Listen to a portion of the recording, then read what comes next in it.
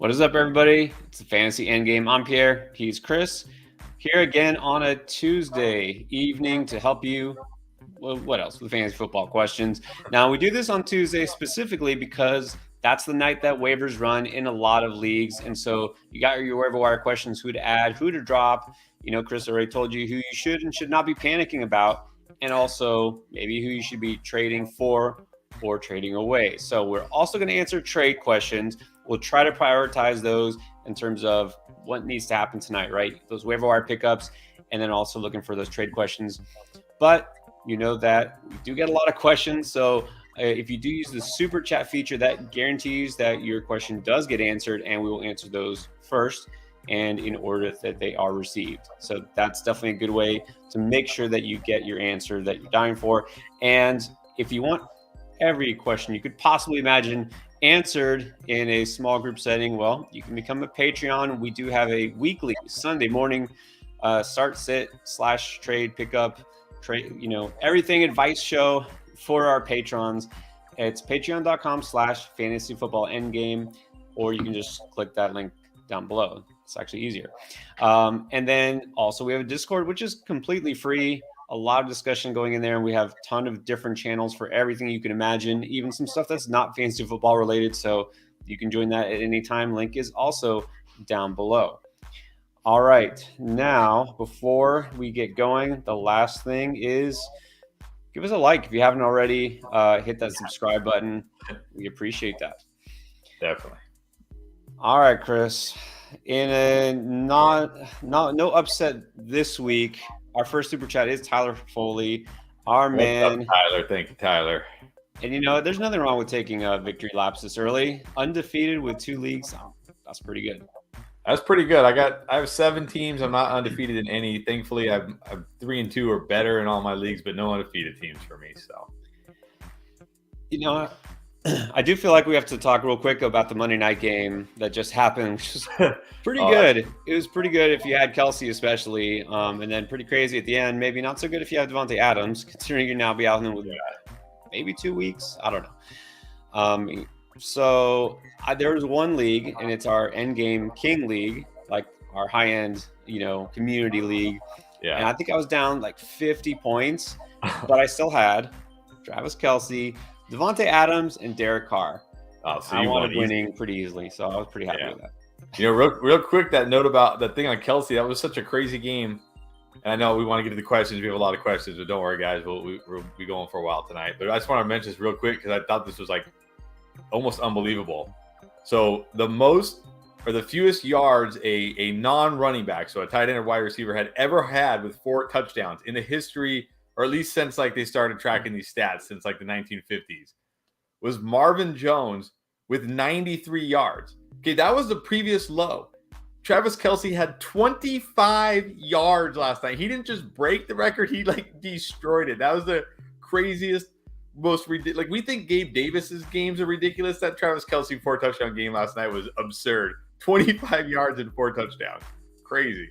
But for a record like that, I think it's only fitting it's a tight end, right? Just getting touchdowns with really nothing else. But I mean, if you did draft Travis Kelsey or Mark Andrews, that's looking like it was a very good strategy this year. Definitely. Not Kyle Pitts, not so much. Okay.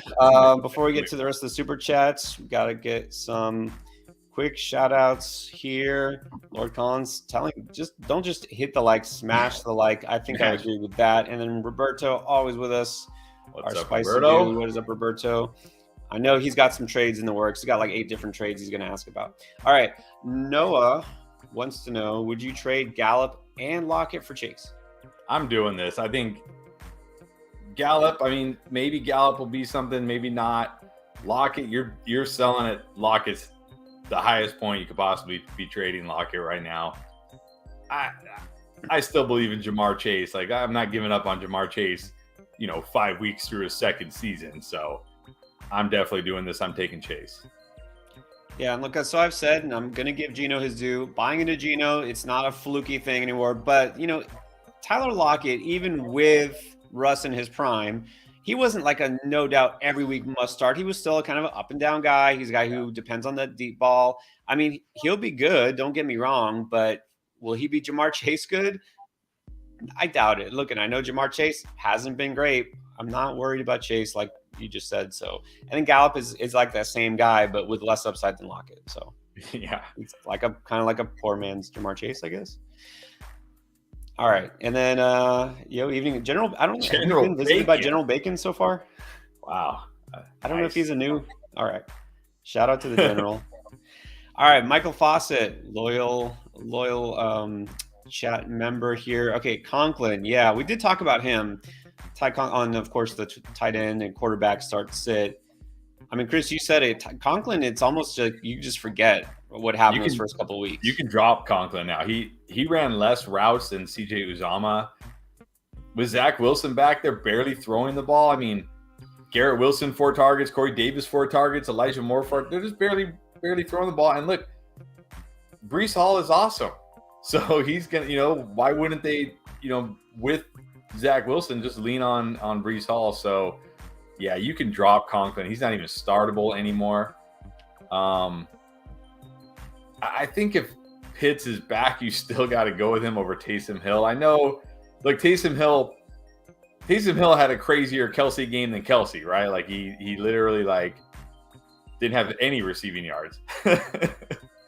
I mean, like he's basically a running back who every now and then gets a carry, but he's playing tight end. So I still got to go Pitts if he's back. Yeah, I mean, look, think of Garrett Wilson. Like you said, those first 2 weeks looked like he was going to be Rookie of the Year, Pro Bowler. Yeah, where's he been? It was just different. Right, those first couple weeks, Flacco was just slinging it. The defense was still kind of working its way into shape. Not that their defense is great. Like, don't get me wrong. I'm not saying the Jets' defense all of a sudden is oh so great because they held the third-string quarterback of Miami to whatever. But yeah, we're not going to see that level of targets from Conklin and Wilson and all that. It's not going to happen. So drop Conklin. Hill, you can never say no, don't stream him because who knows. But I'd still go with Pitts if he's healthy, though. That's the thing. Yeah, if not, then go with Taysom. But don't play Conklin. No. All right, so Tyler's got a question here. Trying to trade Jeff Wilson and Jamal Williams for Nick Chubb. You say no? Yeah. No, if somebody's giving you Nick Chubb for that, I mean, do backflips, like high five everybody in the room. But it's very unlikely that somebody who has Nick Chubb is going to give him up for Jeff Wilson and Jamal Williams because everybody knows pretty much that DeAndre Swift is coming back next week after the bye, and Nick Chubb's been better than Jeff Wilson. So, yeah, it's going to be hard to get Nick Chubb for that. At least maybe do Jeff Wilson and maybe give him a good wide receiver. Like try a good wide receiver who you can play every week. But highly unlikely that trade's gonna go through. But if it does, hey, great for you. Great for you.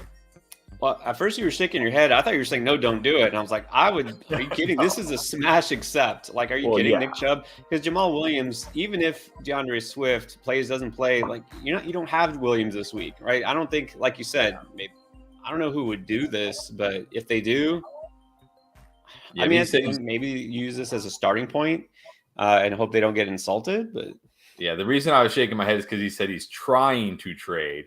So he's obviously thinking about offering Wilson and Jamal. And I'm just going to say, I mean, you never know. Like, you never know, right? I don't know. I've seen some crazy, ridiculous trades. You never know. That's true. But I'd probably try something more like Jeff Wilson and maybe a solid wide receiver rather than this. I agree with that. All right. Henry Odom back with once again. Should I trade Hertz for Diggs? I already have Davis and Wentz as my backup. Well, you don't need Wentz as your backup. Okay. What do you think? Well, I'm going to assume it's a 1 QB league. I mean, is Wentz your best option? Like, is Derek Carr on the waiver wire? Is Kirk Cousins on the waiver wire? Is Geno Smith on the waiver wire? Like, right? Like, if some of those guys are on the waiver wire, I think I'd do this because I know Hertz has been great, but getting that stud wide receiver in a 1 QB league is just such a huge advantage. Like, think about it. If you've been playing Geno Smith the last few weeks, you're not getting beat by Jalen Hurts that much at all, right? Like, he's like the person with Jalen Hurts is barely beating Geno Smith right now. And if you had Diggs on top of Geno Smith, you'd be crushing that team. So if Wentz is my only option, then I might not do it, right? Because Wentz is going to be he's going to have weeks where he gives you like 25, and he's going to have weeks where he gives you like 6. And you're going to lose those weeks when he gives you 6, probably. So, it comes down to the QB options.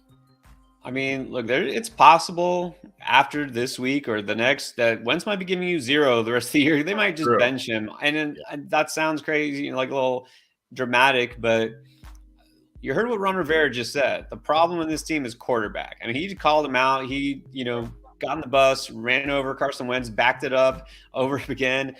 Like, he doesn't care, right? And then wasn't there a thing where if Wentz plays 70% of the snaps, then they have to give up more draft compensation, something like that? Yeah. And at this point, this is like a reclamation project thing with Wentz, and if you're already dead last in your division and you like we're not going to make the playoffs with this guy, like what incentive do you have to play him instead of like see what Sam Howell does? Hold on to that draft compensation. So I seriously think Wentz is a risky, like beyond risky backup play. So if that's going to be your starter, then absolutely don't do this. Yeah.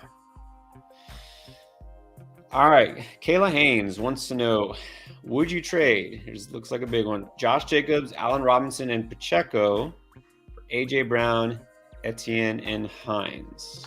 So this is basically Josh Jacobs for A.J. Brown and Etienne.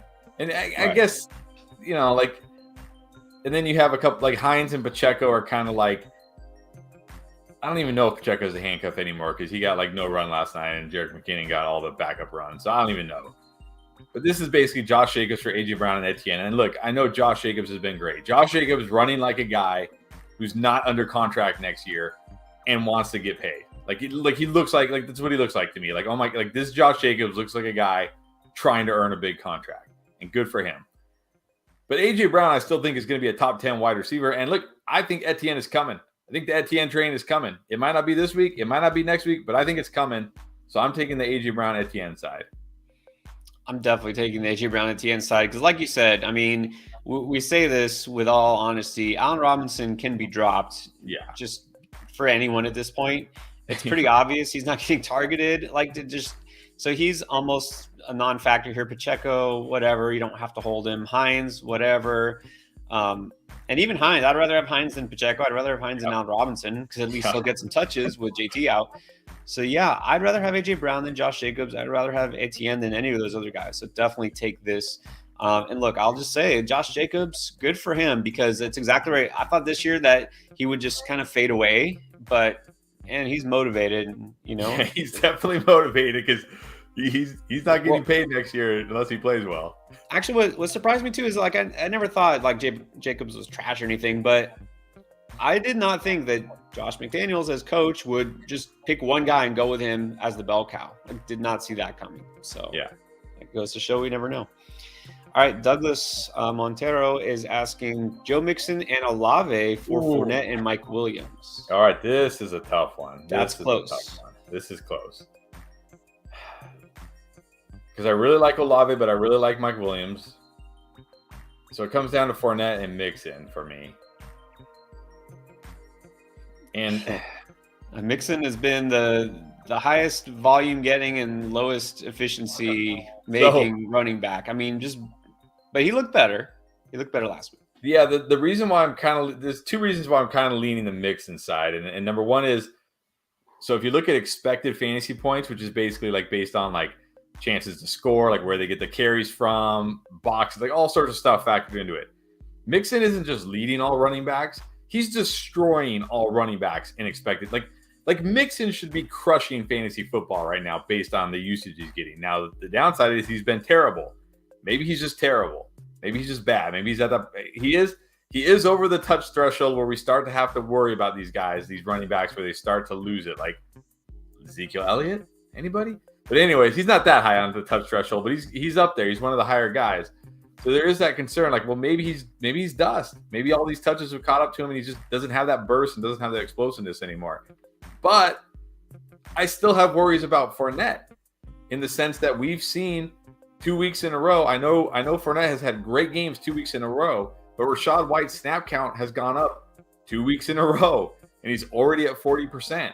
And I think that could go up even more. And I think this could get closer to a 50-50, during the second half of the season, because I talked about it a lot. The Bucs are trying, they want to win a Super Bowl. They need Fournette healthy in the playoffs. They can't give this guy, 25 touches for 17 straight games and then expect him to be okay in the playoffs when they really need him. So that's my worry with Fournette. So I think I go slightly Mixon and Olave here, and I'm gonna bank on the volume for Mixon taking over eventually and him being what he should be, and I'm gonna give that the slight edge.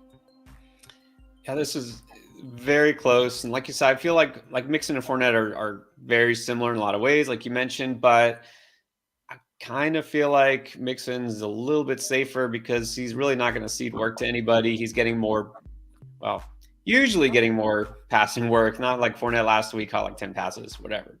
That's not usually going to happen, but yeah, very close. And Olave and Williams, I mean, you like them both. Olave's got a little bit more of a target share, but Williams obviously in a better situation as far as the offense and the quarterback. So I agree, just because I feel slightly better about the guaranteed touches for the first side. I would go Mixon and Olave, but it's very close. Alex Hagan, what value could you get for Hollywood or Mike Will? Well, the comments we get and the questions we get and the questions we get in our Discord, it doesn't sound like you can get anything for Hollywood Brown right now. Like, nobody wants Hollywood Brown. I've never seen anything like it. Like, the guy's just putting up 20 points, 20 plus PPR points every single week, getting double-digit targets every single week, and people are like, I got to trade Hollywood Brown. I need to trade Hollywood Brown. I need to get rid of Hollywood Brown. Like, I don't understand it. Like, I don't get it. Like, you don't like fantasy points? I don't understand it. So it feels like you should get a ton for Hollywood Brown, but I really don't think you can. I don't think his value is that high for some reason. Like, he's just not – people aren't that high on him for whatever reason. Mike Will, you could probably get a little bit more for him because I do feel like he's had some big games. He's on the Chargers. People think Keenan Allen's dust and never going to play again.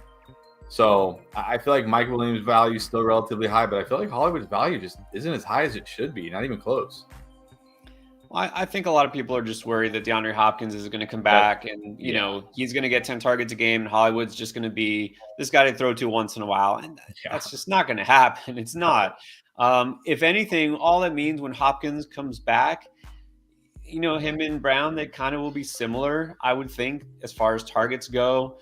It just means that whoever's like fourth in line, fifth in line, those guys just become completely irrelevant. It means you're not going to see Rondale Moore get, 7 catches in a game. It means that Greg Dortch doesn't even sniff the field. He didn't sniff the field last week with Rondale Moore was on the field. So, I mean, I don't think this is – if anything, this is a time you could buy low on Hollywood Brown. I don't think this is a time to sell Hollywood. And then Mike Williams, I mean – you could probably get a good haul for him. It depends. I mean, if you're looking for another receiver similar to him, I don't see why you would do that.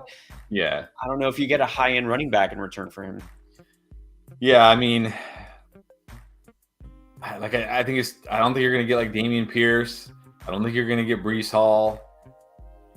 I mean, you're not going to get Chubb or Barkley or, Eckler or any of those guys right now. Like, I mean, maybe you could get like a Kamara or a Dalvin Cook, but I'd prefer Mike Williams over those guys. So, yeah, I think if you have Hollywood and Mike Williams, I mean, unless somebody's willing to give you like a really like one of those running backs I just mentioned, not Dalvin Cook or Alvin Kamara, then sure. But I don't think a lot of people are going to do that. Yeah, and that's just what I'm thinking. Like, these are probably two guys I wouldn't try to be trading away right now. And I think that probably why these two are lumped together is the thought process is the same thing with Williams is, Keenan Allen is probably going to come back next week, which we've been saying for 4 weeks. But even was Mike Williams like worthless when Keenan Allen was on the field with him? No. He was great last year. Yeah, if anything, when Allen does come back, maybe you try to trade Allen. But no, don't worry too much about these guys. All right, Jacob Glazer. Half PPR, drop Cooks for guys like Myers or Pierce. So I'm assuming Alec Pierce. Yeah, because he said wide receivers. I mean, if it was Dameon Pierce, I'd say do it in a heartbeat. I definitely am not going to drop him for Alec Pierce. Like, no chance. Right. Do I drop him for Myers, though? That's a little closer here. Maybe. I mean, they're both the number one guy on their team. I mean, the quarterbacks are kind of the same. Like Davis Mills, Mac Jones. Like, what's the difference, really? Come on.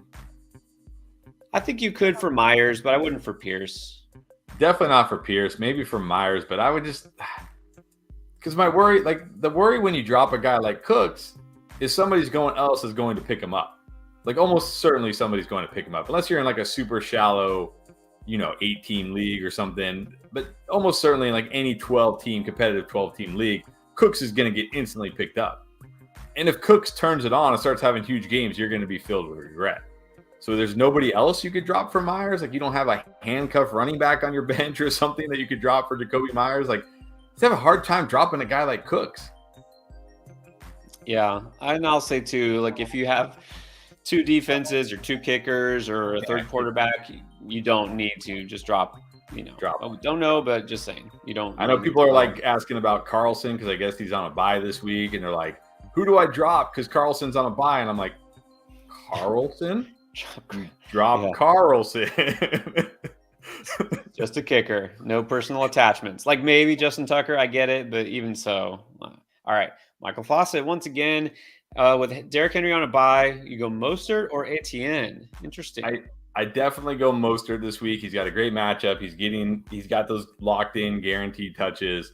Like I said, I think the Etienne train is coming, but I'm not ready to say it's here yet. But I think it will eventually get here, but I'm not ready to trust it this week. Yeah, I mean, he looked clearly better than James Robinson last week, but he still got the same number of touches, and it was only, I think, 10 carries.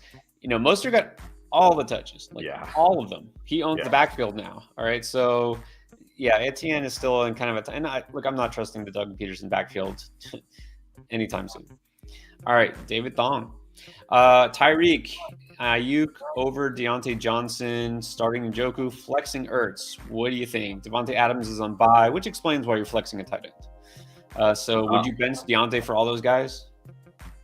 I mean, definitely you got to play Ayuk, you got to play Tyreek. I mean, I'm putting Ertz in my tight end slot. Like, I like Ertz more than Njoku.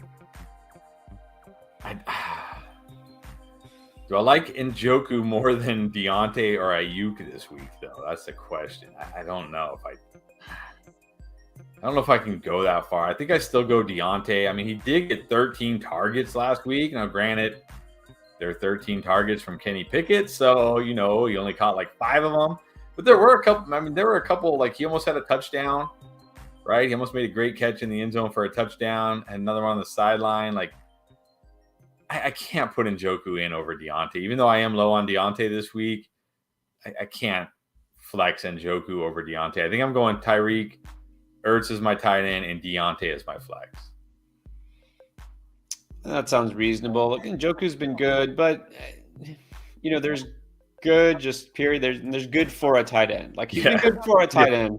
He doesn't have a great matchup this week, going against the Patriots. So, I mean, look, Deontay doesn't have a good matchup at all either. But I do think I agree. I feel a little safer about his target share. So, hope for better things. Although I do think, and you kind of sort of talked me out of it, but I think I'm buying back in. I'm convincing myself that this is a George Pickens week. Like, this is like the week. Okay, well, it's like a clock. If everybody keeps saying this is George Pickens week, it will eventually strike midnight. Yeah, right? It's like everybody's saying how right they are about Nick Chubb. It's like, you keep saying Nick Chubb every year. I mean, maybe eventually you'll be right? It's like DJ Moore. Like maybe DJ Moore next year will be his year, and everybody will be like, "See, I told you, DJ Moore."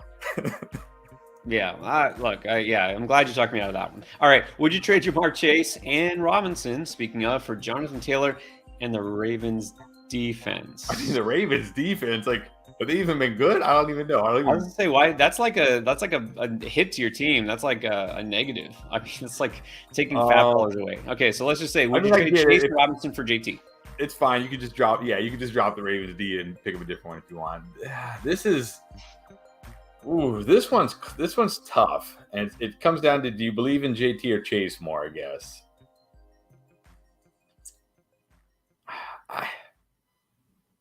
Man.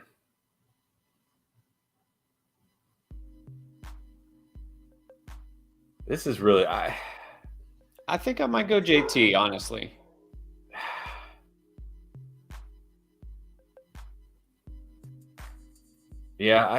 Man, this is like if this hit my inbox, I'd be like, oh, why did this have to hit my inbox? Like, why did this have to hit my inbox? Now I have to debate how this much forever. does roster construction matter here? If you let's say he lost, Javonte Williams or something like that, and That's okay. feel better about Taylor than Robinson rest of the season. That's a good point. And that's usually the way you should type. Like when they're really this close, that's a good point because maybe you lost maybe the guy with Jonathan Taylor has Dameon Pierce, and Saquon Barkley and Breece Hall or something, right? Like he doesn't need Jonathan Taylor. And he has no wide receivers because he has Saquon Barkley, Dameon Pierce, Breece Hall, and he drafted Jonathan Taylor, so he has no wide receivers. And you lost Javonte or you drafted Najee or whatever it might be, and you need a running back upgrade, then I take Jonathan Taylor. So basically it comes down to what do you need? If you need the running back, take Jonathan Taylor. If you are good at running back, keep Jamar Chase.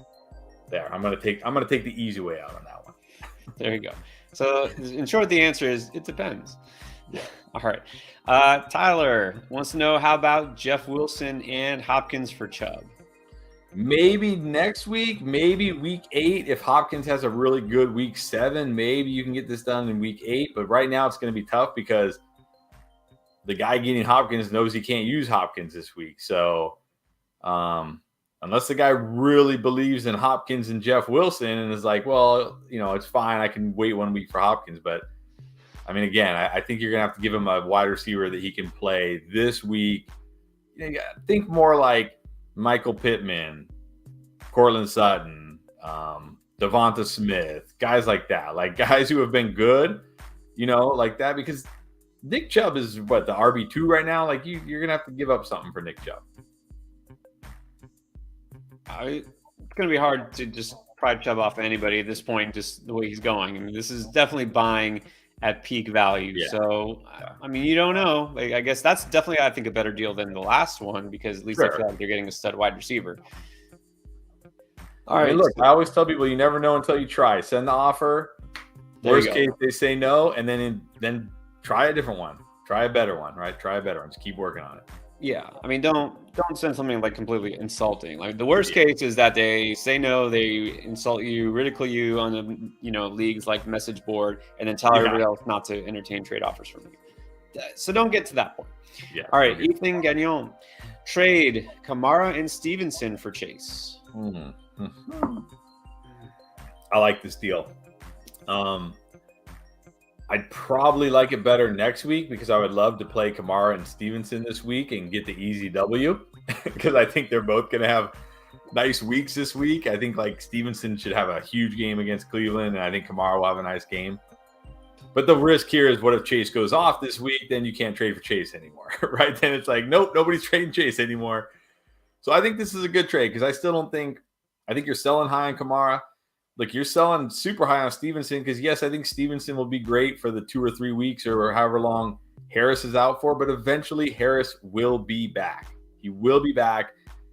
And even if Stevenson is technically the 1A, Harris is still going to be the 1B. We're not going to see Stevenson getting 25 carries like he did in week 5, right? Because Harris is just too good. He's too good. So I think this trade makes sense. I want Chase. Look, I'm looking at his running back core. So you have Alvin Kamara, you got Stevenson and Swift and Eckler and Dillon and Walker. Yeah, you don't really need those guys. I mean, this must be a shallow league, I'm guessing, because you have pretty decent wide receivers too. But I mean, yeah, I do that. But look, and you don't have Swift this week. Yeah, maybe you just wait because if you think Kamara and Stevenson are both going to have big weeks, their trade value just goes up after this week. So. But I think also, if you don't want to risk it, Eckler and Walker should be fine at running back this week. I think they'll be good enough. Yeah. So. All right. Let's move on to this question. 12-team PPR running backs, JT, Najee, Kenneth Walker, AJ Dillon. You got Sutton, Wilson, Pickens, London. A lot of youth there. Yeah. And Romeo Dobbs. Should you trade Cortland Sutton? If so, for who? I feel like that's the guy you can trade because he's your number one receiver by far.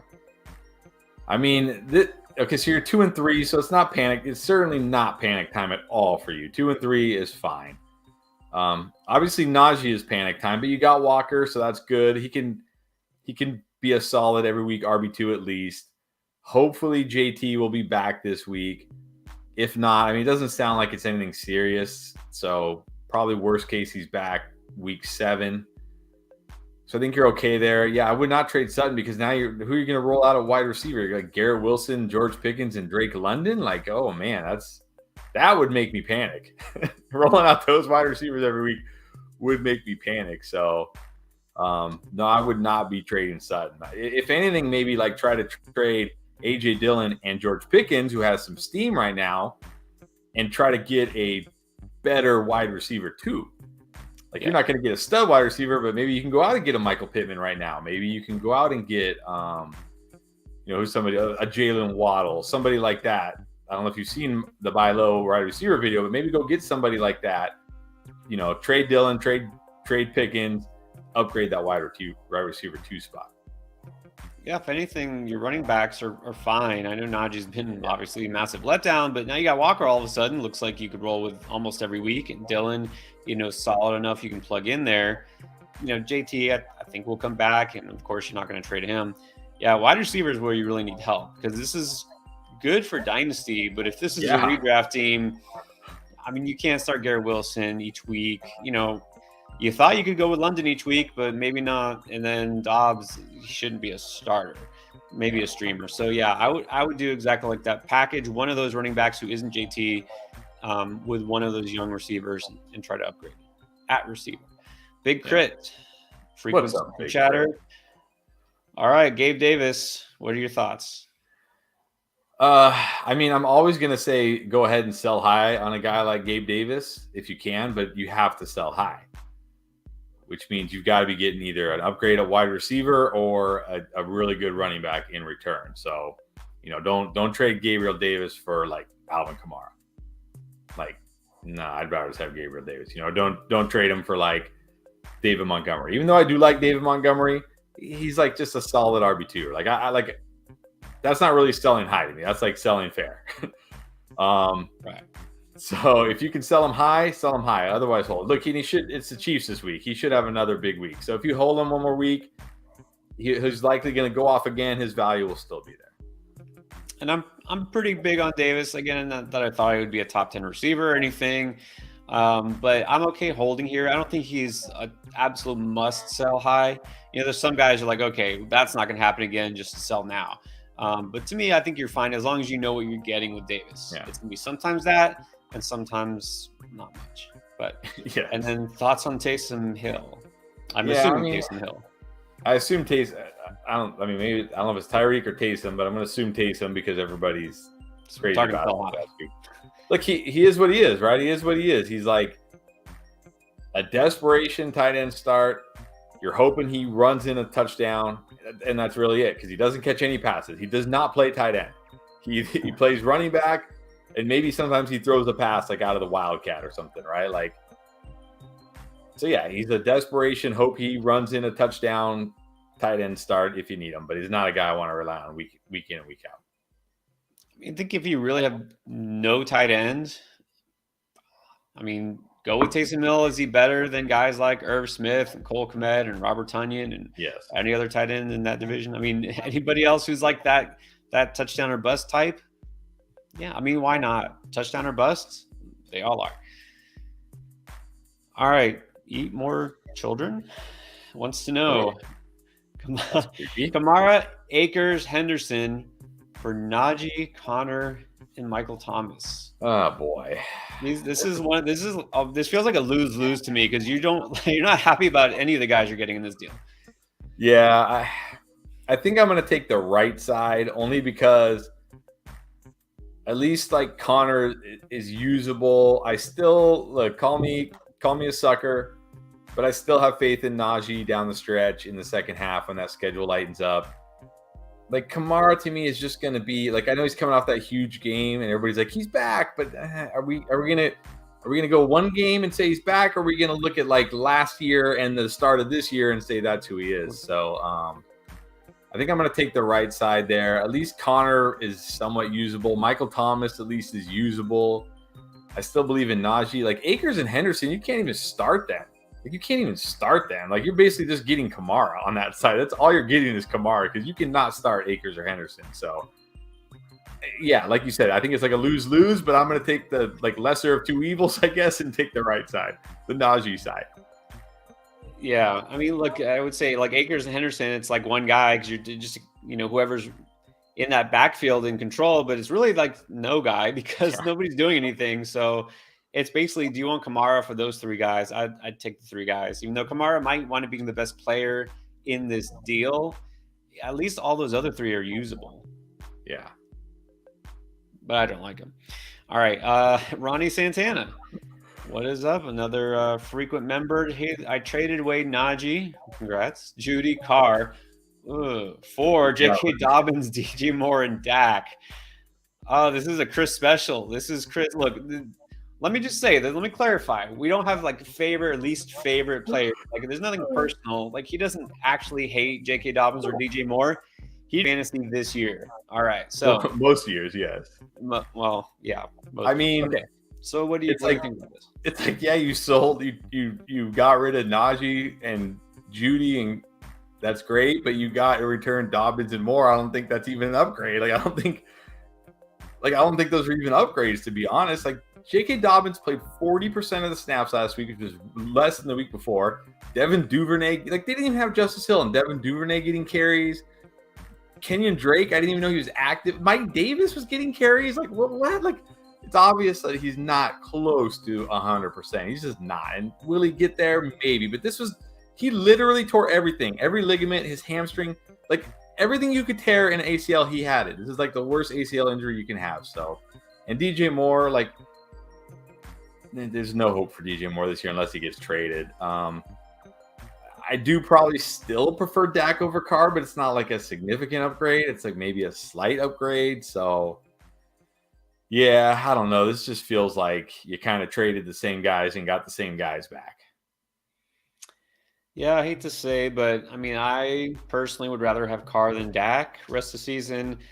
I'd rather have Judy than Moore, and I think I'd still rather have Najee than Dobbins. I mean, maybe Dobbins bounces back, but I'm not counting on it. So it's not terrible. I'm not saying like you got, hose or anything, but it's okay. All right. I just want to throw this out there, give a shout out back. Brian says, doesn't usually say much, but he appreciates the advice. We appreciate you watching, and you know what? Yes, thank you. Thank you for that. Throw some questions. That's why we're here. Oh wait, he did. Let's put this one up here. By the way, drafted Najee, Kamara, Schultz, and Russell Wilson. Yeah. I mean, look, we're all taking an L on Najee. I mean, that offense is just kind of a disaster. And look, he takes some of the blame too. It's not like he's been great. So sure. Schultz injured. Now he re-injured that PCL, it sounds like. So who knows? He might miss time. Russell, I mean, I don't think anybody saw this with Russell Wilson, right? Like, I think pretty much everybody was excited to see. Like, that's why everybody was so high on Cortland Sutton and Jerry Jeudy, right? Because they had Russell Wilson. So, yeah, that one kind of caught everybody off guard.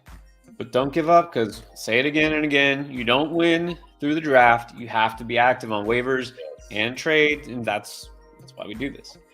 All right, so Derek Porter wants to know, trade Devontae Adams, he of the probably impending suspension, and Singletary for JT and Kirk. I'm going to assume Christian Kirk, and I'm going to definitely do this. I mean, I know it's tough to give up Devontae Adams, but, man, you're getting JT, who I still think will be better than Devontae Adams. And Christian Kirk, I think, will be, even if he's not as good as he was the first 3 weeks, he'll still be better than Singletary. So I'm definitely taking the JT and Kirk side. Definitely, yeah. I mean, the suspension, that doesn't even factor in this for me. It might help, you trade him away, that that he's missing his bye, and then maybe another game. But yeah, Singletary is kind of just barely startable most weeks. Even if JT isn't the number one running back, this is a massive upgrade, and probably not a huge hit at wide receiver. So yeah. All right. Also, another frequent guest here, and I hope I'm saying it right, Sabesan. That sounds right to me. It's good enough. Okay. Okay. this is a very important question. A lot of people asking this. surprised And it of took course, this let's long just to get do the it. first out of the way. I said this on the waiver wire video. Is Kenneth Walker worth the number one waiver claim? Yes. Should you empty the wallet for him? Yes. All right. How much is enough? I don't think the question is how much should you bid to get him? How much is enough to get him? Right? You can empty the wallet. That's the question, because this is what makes Fab, if you're in like a Fab, which I know is becoming way more popular, which is great. It's good. It's more fair. This is where you have to know your league, right? So I'm in a league. I don't really know the guys. I play with a friend of mine, obviously, and I'm in like 5 of my 7 leagues are end game leagues, right? Where everybody knows who I like. It's with Pierre. It's with all the people from our community. Like it's incredibly difficult leagues. Ken Walker was drafted in every single league. Like you can't even put in a claim for him because he was drafted. He was drafted, right? But I'm in another league with a friend of mine that we run together. He knows everybody in that league. I don't know anybody because they're all his friends. And so we were talking about it through text this morning. I was like, hey, I'm going to put, we have $46 left. And to put a little context in this, when Garrett Wilson went on waivers, I dropped like $30 on him because I'm like, we got to get Garrett Wilson. We got to get, and the next highest bid was like $12. You know what I mean? So it's like, okay, these guys obviously don't spend a lot of money when they, because remember, Garrett Wilson was like, you got to get Garrett Wilson. You got to get, right at the time, it was like, you got to get Garrett Wilson. So we were talking today. I was like, what do you think? Just drop all 46 that we have left in there? And he's like, I don't think we need to. So we're going to go 33. But that's because we are fairly confident that in this league, no one's going to go crazy to get Ken Walker. Right. But you have to know your league. Because if your league is opposite, if there's people in your league who are willing, like in one of our end-game leagues, I think it was Jeff Wilson went for like $60 or something, right? Like 60, because there's not much on the waiver wire. So Jeff Wilson becomes available. It's like, oh my God, like blood in the water. So, yeah, that's my answer. You got to know your league, and I would always err on the side of too much because you don't want to miss out on Ken Walker. Yeah, and I'm always, we get questions like this, of course, every week, and I'm always just a little jealous. Like, oh, you can bid on Kenneth Walker. That's right. I'm in at least, I think, 10 or 11, I don't know, something like that, leagues. There's not a single one of the leagues I'm in where Kenneth Walker is a free agent. Thankfully, there's a couple where I have him because I drafted him, and I'm a big Kenneth Walker fan, so this is good, especially because in one of the leagues I also had Rashad Penny. But I don't think there is too much. I think if you have 43 on there, I'm assuming out of 100, you probably have most of it left. Again, we don't know what bids. Look for what the top bids so far on guys like Garrett Wilson and guys like that have gone so far. Jeff Wilson. Whatever it is, go a little bit higher. Yes. Actually, that's a good point. That's what we did. We looked at the bids. Like Jeff Wilson went for 25. Like I said, Garrett Wilson, the next highest bid under us was like 12 or 16 or something. So it's like, okay, we probably don't need to drop all our money on him because so we're going with 33. We feel like that'll get it done. Hopefully nobody in that league is watching this because they're going to bid 34. We're going to You think they would figure out by now that they could get a lot of inside info, but oh well. All right, and then Tyler, sell high on Davante Adams. He had that big game. It didn't end so well for him, but yeah, I still like Davante Adams. I'm not seeing anything I'm concerned by. Like he's still getting tons of targets. He still looks good. Again, it's like Gabriel Davis. If you can truly sell high on him, like if you can get Stephon Diggs or you already have Justin Jefferson, or you can get Cooper Kupp, which you're not going to get those guys for Davante Adams, or if you can get Barkley or, maybe Chubb, if you believe Chubb's going to keep scoring touchdowns every week or, whatever, but you got to really sell high on him. Like you can't trade Davante Adams and get like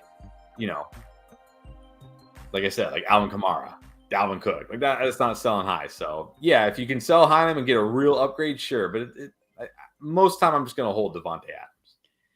Yeah, it's hard to justify selling high on a guy who has been the number one receiver in fantasy points per game like 3 of the last 5 years. Even if you don't think he's going to do that because he's not with Aaron Rodgers, I think it's pretty obvious, especially after last night, he's still going to be one of the top receivers in the game. I don't know who you would sell for.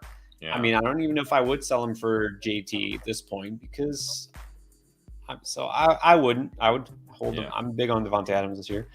All right, so this did catch my attention on a super chat, not just because of the fun emojis, but I'm curious about your answer. It says it would take a lot to explain, but somehow he has CMC, Mixon, Eckler, and Kamara. So who do you bench out of that group?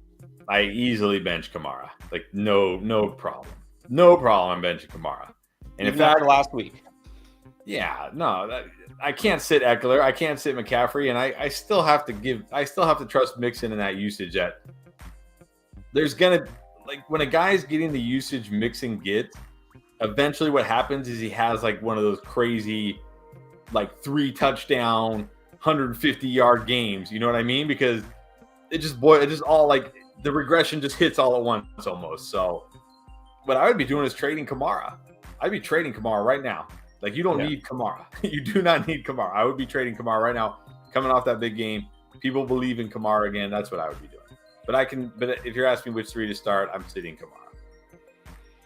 Yeah, I mean, for me, it's either between Kamara or Mixon. And Mixon did look better last week, but again, that may be partly because he was going against Baltimore, which is not a very good defense. And he doesn't have a great matchup this week. That New Orleans run defense is, I know, not great anymore, but it's been a little tougher. So I might sit Mixon, but it's really close.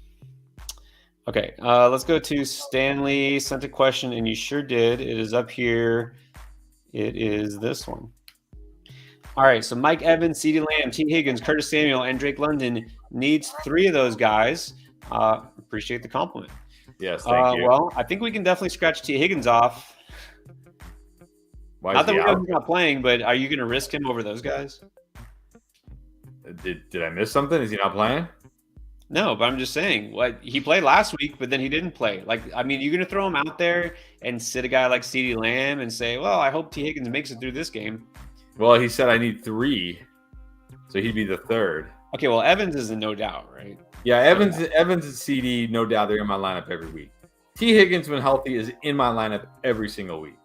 So I know it doesn't come out till tomorrow, but we talk about T. Higgins in our wide receiver start sit video, which will be out tomorrow morning. Running back one will be out right after this, by the way. But I said in there, if he practices all week, then I'm playing T. Higgins with 100% confidence. I'm not scared of last week. Now, if he's not practicing, maybe limited on Friday, and then we're start hearing reports like he's going to test it out, then I'll be like, okay, never mind. I'm taking him out of my lineups. But if he practices Wednesday, Thursday, and Friday, or even if he practices Thursday and Friday, like he's a full practice on Thursday and Friday, because a lot of guys don't practice on Wednesday. If he's full on Thursday and Friday, I'm putting him in with confidence. Now, if for some reason he's out, then it's close between Samuel and London for the 3rd. Well, just say this is why we do the Start Sit show on Saturday when we have all the injury official reports. You know, some guys are game time decisions, but for the most part, you know who's out for sure, and you know who is likely to play. So you're gonna have to check back in on this question, obviously, on the weekend. We'll see if Higgins practices. Then I do think he's worth the risk. But if you still have that doubt, I would go London. We haven't put that video out yet, but I do have him as a sneaky pick here. Possible boom, just saying. But that's why I would pick if Higgins doesn't play. And then we always do have a comment from the bus himself. Here's his take. We got to know his take. He just wants to get rid of Devontae Adams any chance he gets. I can't imagine that a league, I have to put this delicately because I'm sure there's some people on here who believe Deshaun Watson is innocent, but I can't believe a league who suspended somebody who potentially did what a potential quarterback potentially did 11 games is going to now have a wide receiver go to jail for 5 years for pushing somebody on the ground. That's just me. Yeah. I love these days I'm more just like a voyeur on Twitter. Like I don't actually tweet anything because I don't have the time or the energy, and I don't really care to get responses. I'd rather just interact here with these guys. But you know how there's the Twitter doctors who, as soon as somebody like grabs their ankle, they're like, "Oh, first diagnosis, high ankle sprain, 2 to 3 week. You're like, so there's the Twitter lawyers who, as soon as there's like a legal thing, they have to, well, here's my breakdown with 20, message thread. And so, of course, I read them. So one of them was like, blah, blah, blah. Long story short, yeah, he's not going to have any charges. This will be dropped. Because the guy, was like, I want him arrested. Anyways, I wouldn't worry about that. Okay. Yeah. And then back just, I know it's this one, Sabestin, who just did a super chat and he's in Turkey on vacation. A little jealous. Nice. All right, yeah, but he stayed up till 3 a.m. just to make sure he doesn't miss this. He's 4-1. Thank you. Appreciate it. Go get some shut-eye now and enjoy turkey. That's awesome. Yeah, exactly. Set your lineup on the weekend. Enjoy turkey. But we appreciate that you're with us. Yes, thank you. Definitely. All right, Global Tech. Got Jalen Hertz, Austin Eckler, Melvin Gordon, T. Higgins, and Pittman. DK Metcalf. Is this a winning team? Do you mean this week or in general? Yeah, I would say in week 6, you're probably feeling pretty good, assuming T. Higgins is healthy and he plays. Yeah. Because this is one week where I feel probably about as good as I can feel about Melvin Gordon. Long term, is this a winning team? Maybe. You probably have to do some work at that RB2 spot. I'm not sure Melvin Gordon is going to be the type of RB2 that can carry your team to victory long term. Yeah. Week 6, you should have a really good chance to win. DK Metcalf has a great matchup. Pittman, remember last week, Pittman didn't do a lot. He faced the team, the Denver defense, that is allowing the fewest fantasy points per game to wide receivers. So we shouldn't be surprised that he didn't do a whole lot. If T. Higgins plays, I feel good about Melvin Gordon. You're fine. Long term, agree. You might want to upgrade that RB2 spot. Yeah. And then we have Koberius Lamar Powell. Would Mike Williams for Amon-Ra St. Brown, I guess you mean, would that be a fair trade? What do you think? I mean, I'm not just saying this so everybody doesn't lay into me in the comments, but I would actually prefer Amon-Ra. I mean, I think at this point you have to prefer Amon-Ra. I know didn't do a whole lot in week 3, missed week 4, and then didn't do a whole lot last week. But last week he was very limited on his snaps. He still actually got, for the amount of snaps he played, he got a decent amount of targets. Now, unfortunately, I mean, he's still stuck with Jared Goff in the Lions offense. But on the plus side, their defense is horrible. So they're probably going to have to still throw a lot no matter what. And even though I do like Mike Williams a ton this year, I was very high on him, I still have to have Amon-Ra ahead of Mike Williams.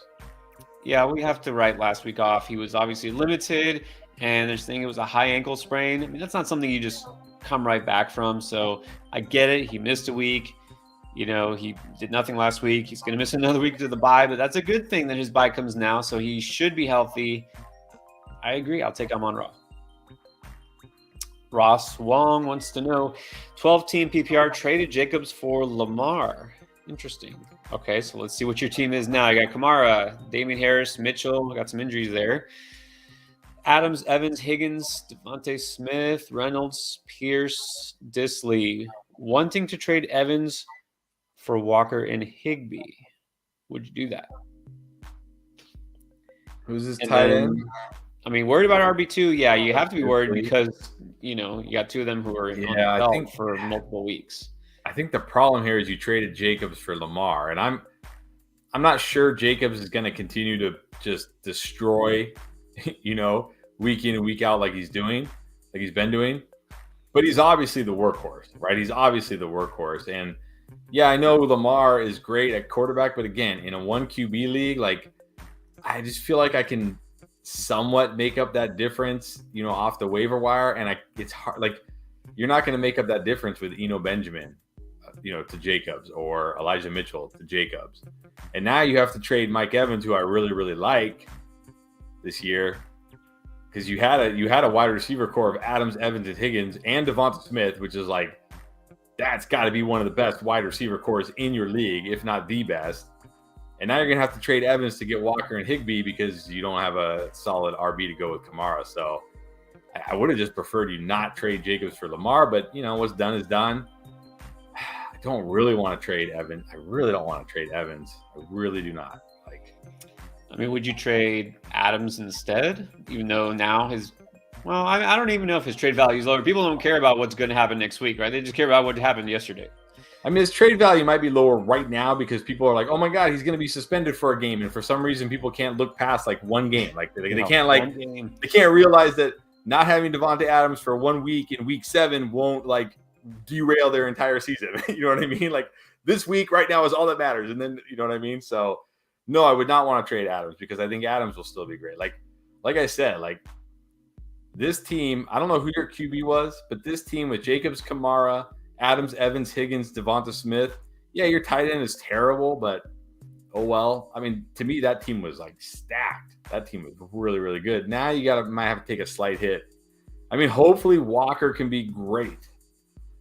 But I mean, maybe if you could do Devonta Smith for those guys, I feel a little. I mean, I do really like Devonta Smith this year too. He was another one of my guys I really liked, but man, I just don't want to trade Mike Evans.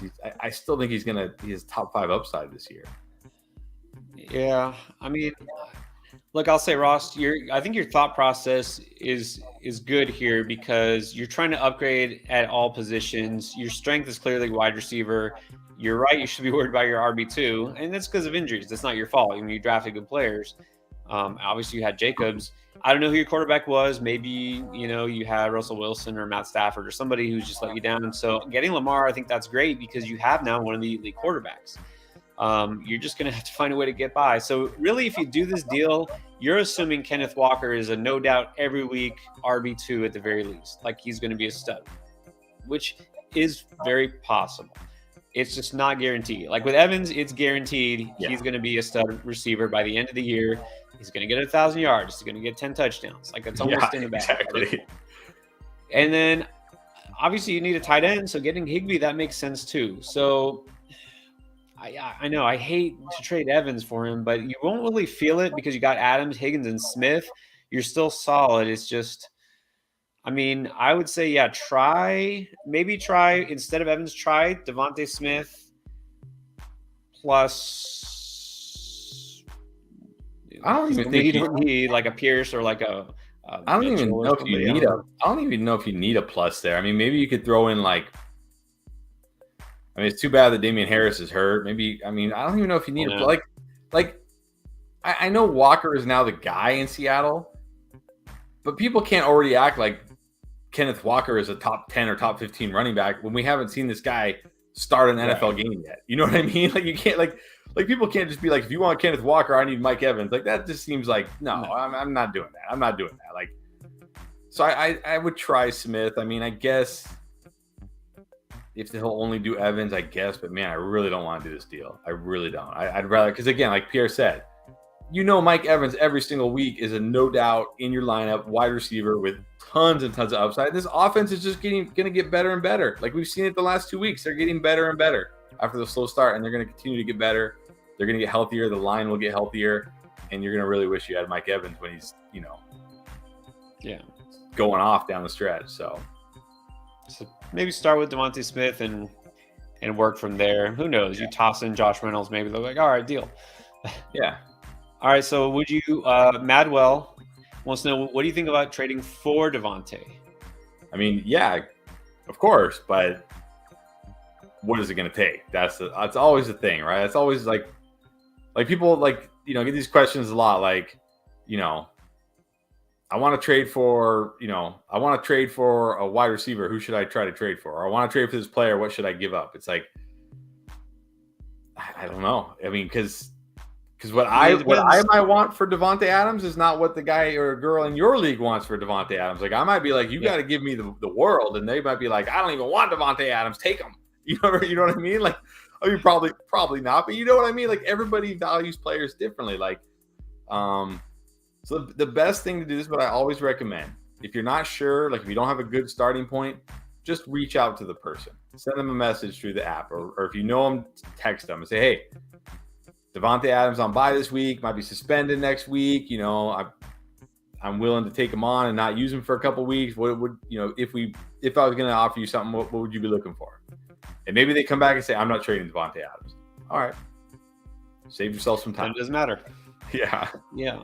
I mean, if you ask, what do you think about trading for Devontae? Of course. Do I want Devontae Adams on my team? Definitely do it. But all that matters is what does the guy who has Devontae right now think of him? Yeah. It could either be, are you kidding? Did you see what he did last week? There's no way I'm trading him. Or it could be that thug. I don't want him on my team. Whatever. Like you don't know. You don't know. Yeah, maybe Bus has Devontae Adams. He's like, get this thug off my team. He's going to jail for 5 years. Take him. I was gonna drop him anyway, so just give me anybody for him. All right, Daniel Chavez. Judy to receive Isaiah McKenzie. No, I'd rather have Judy. I'm pretty low on Judy, but I don't think I'm that low on Judy. I still gotta keep Judy. I gotta keep the faith. Like Isaiah McKenzie is fine, and I get it because he's on the Bills and he's got Josh Allen. But I don't know. I still prefer Judy. Yeah. And then Hill or Everett, I guess at tight end. The tight end / quarterback Hill. I'm okay keeping Everett. Yeah, unless Keenan practices all week and they're like he's good to go, no limitations, he's gonna play the entire game. Maybe I go Taysom Hill, but even then I might still go Everett. Yeah, I Everett at least is a guy who's getting fairly consistent target share. That's probably as low as I'll go before I'll say you might as well go with Taysom Hill. All right, what is up, Roberto? CMC, it's always going to be a spicy deal with him. So there's no small deal here. All right, so CMC, AJ Brown, and Cousins, or Jackson, guessing quarterback here, Lamar Jackson, Higgins, Stevenson. I gotta go the CMC side. I mean, you're getting a huge running back upgrade over Stevenson. Yeah, Stevenson is going to be good for the games that Harris misses, but once Harris comes back, it's going to be more of a split again.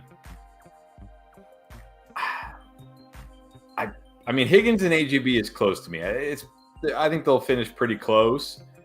And yeah, Jackson is an upgrade over Cousins, but not enough to overcome the CMC Stevenson. I got to go the CMC AJB side. The upgraded quarterback there with Lamar didn't sway you? I mean, it's an upgraded quarterback, but again, like, okay, yeah, Lamar had those 2 40-point games, but then what has he done? Like 15 this week? Like, he's still just a quarterback. He's not going to drop 40 every single week. You know what I mean? He's going to have games like he just had where he gets you 15 fantasy points, and Cousins outscores him.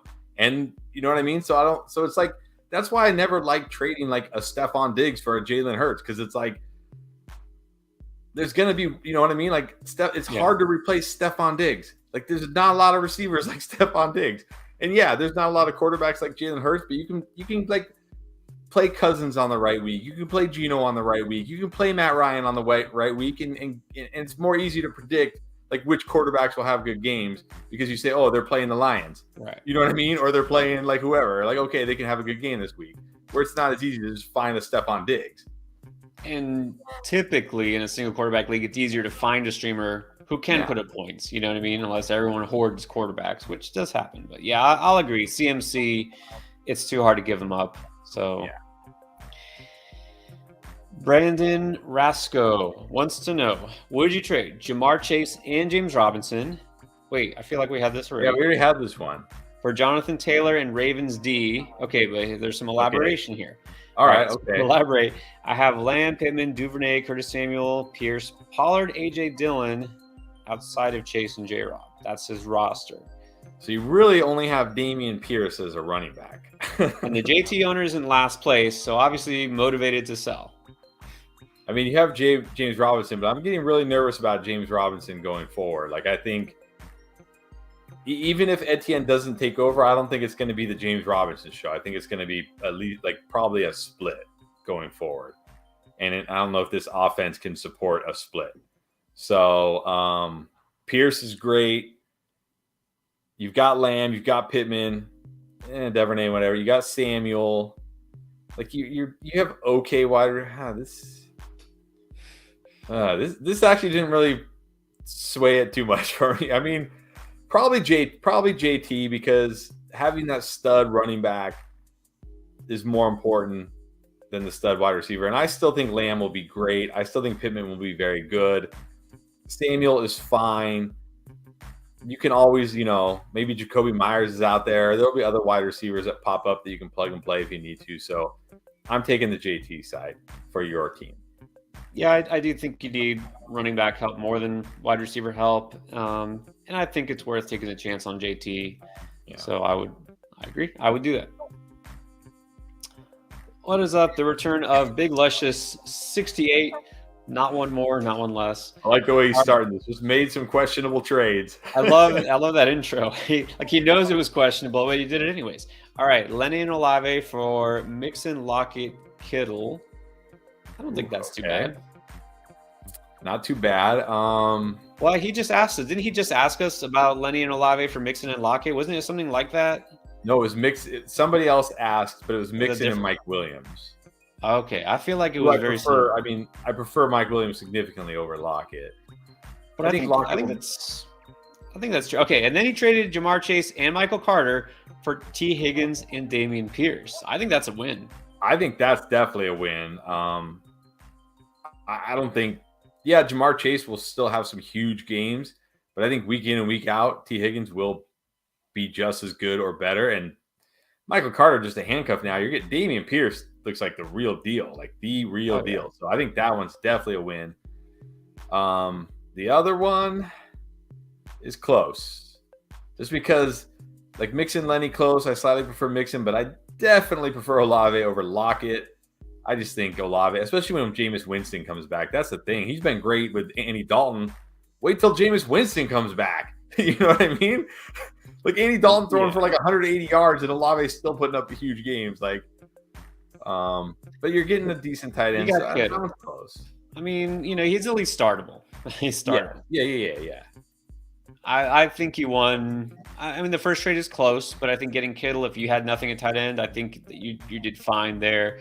And you definitely won the second trade. So questionable, not at all. You get 2 thumbs up.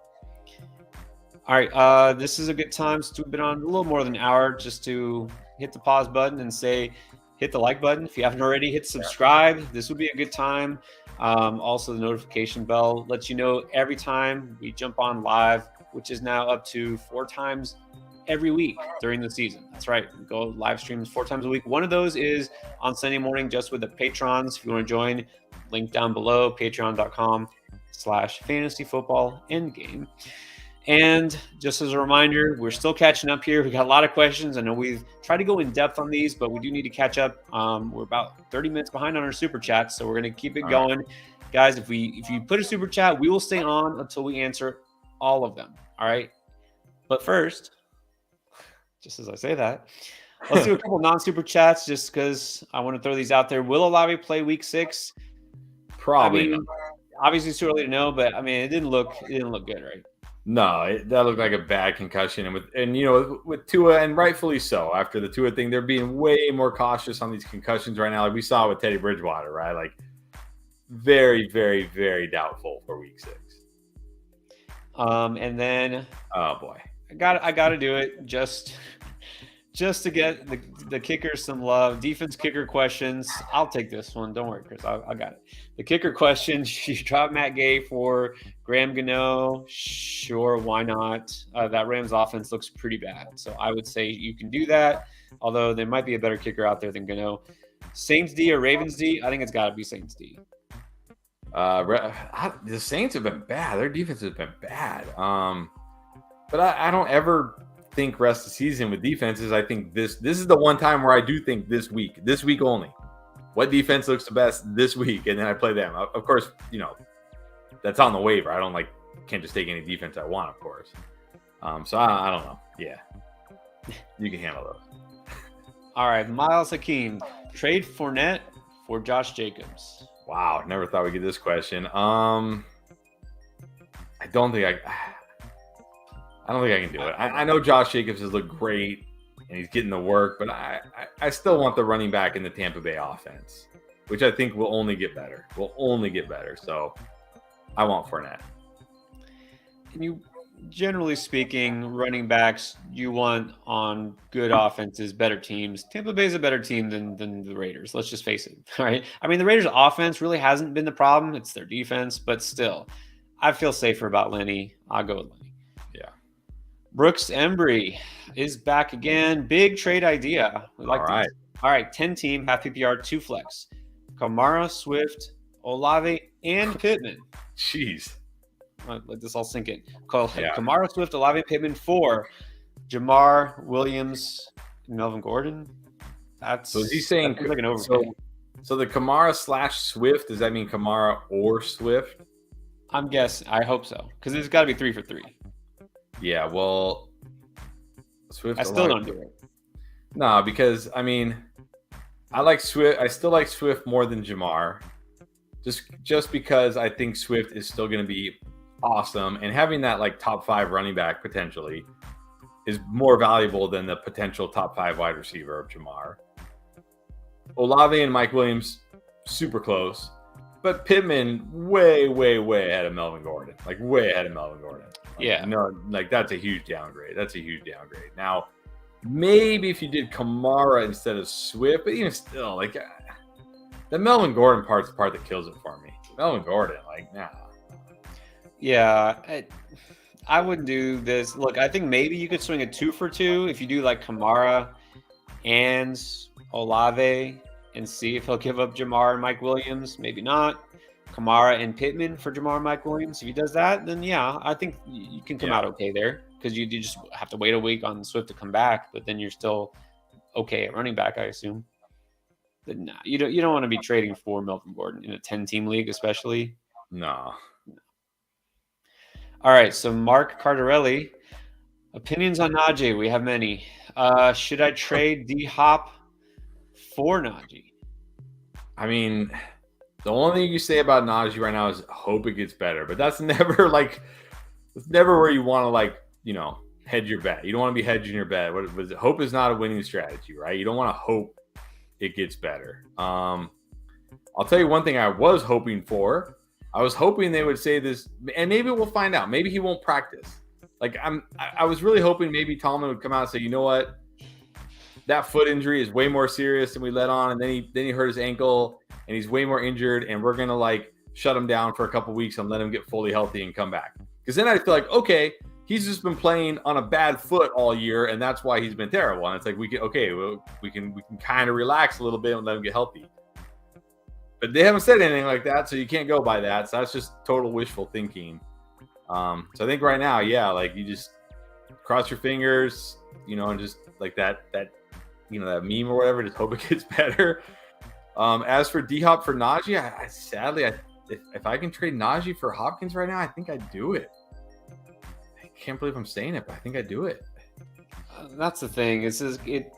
It's not being blamed on injury or anything. It's there, and then Tomlin's coming out and saying yeah, we should get undrafted running back Jaylen Warren more work. It's like, okay, that is now you should be panicking. Yeah, you should be panicking. Bad. I don't know. All right, Mr. Peabody, welcome back. Hear me out. All right, that's what we're here for. Need a win this week. Would you trade Keenan Allen and Brian Robinson for Amari Cooper and Akers? I probably still do this. I don't really want to give up Brian Robinson, and I certainly don't want to get Cam Akers. But Amari Cooper is one of those guys, we've seen it now. Yes, Amari Cooper will have games like he had in week 1 and week 4 where he does nothing. But then I'll have those games where it's okay, Amari Cooper helped me win my week this week. You know what I mean? And he can do that on any given week. And Keenan Allen, I think, will just be fine, assuming he's ever healthy. And my worry for Brian Robinson is that he'll never be more than an early down goal line back in this offense, which is fine, but that's RB2. We're talking about an RB2 type of guy. So I do it, and then I probably drop Akers and pick somebody else up. Sorry, Pierre. Ouch. Yeah, I think I do it to get Cooper, like you said. Keenan Allen is, even if he does or when he does come back, not going to be the same Keenan Allen that you know and love. So, and Brian Robinson, look, is this Washington offense I really want a piece of this offense, and especially the running game. I like Robinson just as much as everybody else. I have Robinson in a couple teams, but I'm not counting on him as more than a maybe our low-end RB2 just because of the offense he's in. So that's the thing. I think I could do this. Chris, I'll let you take this one. Why don't we do deep kickers? I can literally tell you, I don't even know what team Graham Gano is on, and the only reason I know Matt Gay is on the Rams is because I live in Southern California. Like, I don't pay attention to kickers. I just don't. I like the only reason I know the patrons told me to pick up Ryan. Our patrons told me what kicker to play in my wife's work league. Our patrons told me what kicker to play. Like, I don't even know who the kickers are. I do actually kind of enjoy defenses and the matchups and things, but I really don't think they should be a part of fantasy. Or if they, and I do play in a couple defense leagues, but I also think defense scoring is completely ridiculous and needs to be changed. So anyway, that's like a long rant for another day, but yeah, that's kind of why.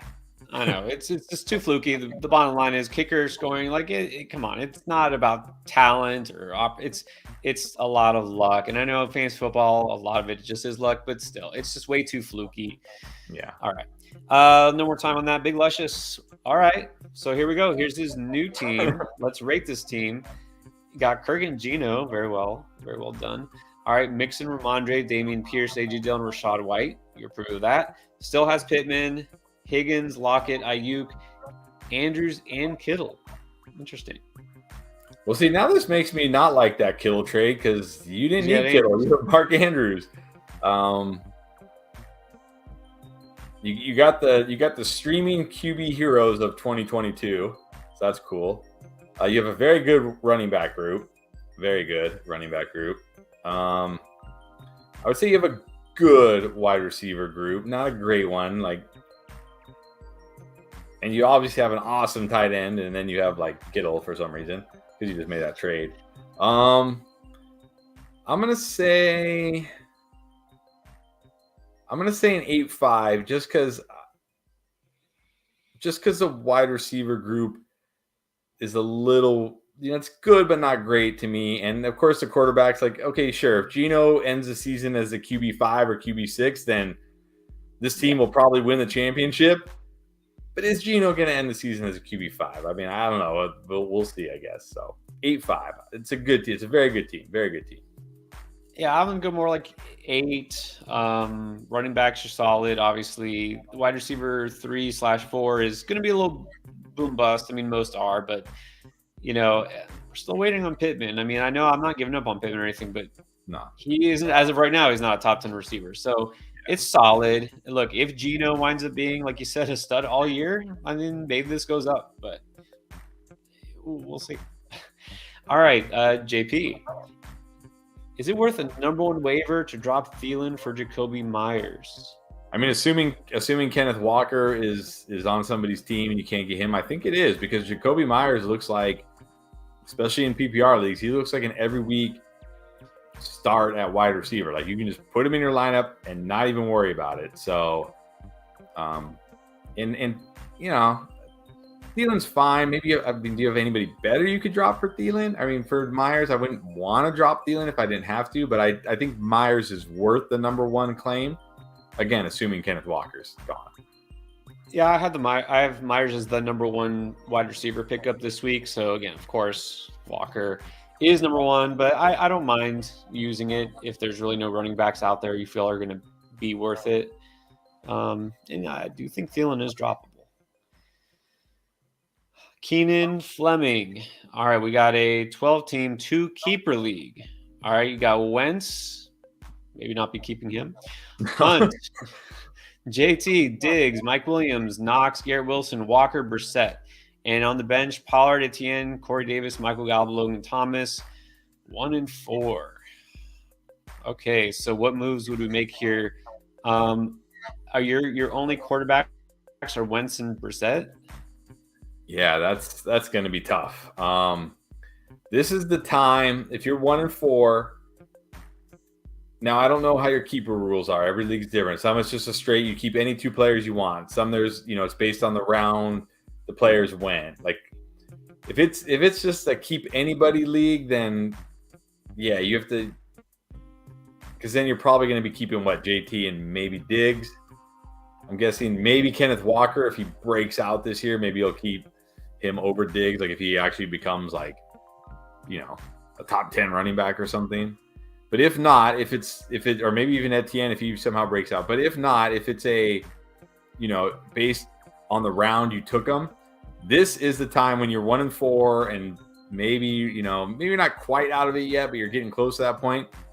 start grabbing those young rookies off the waiver wire and stash them and hope one breaks out.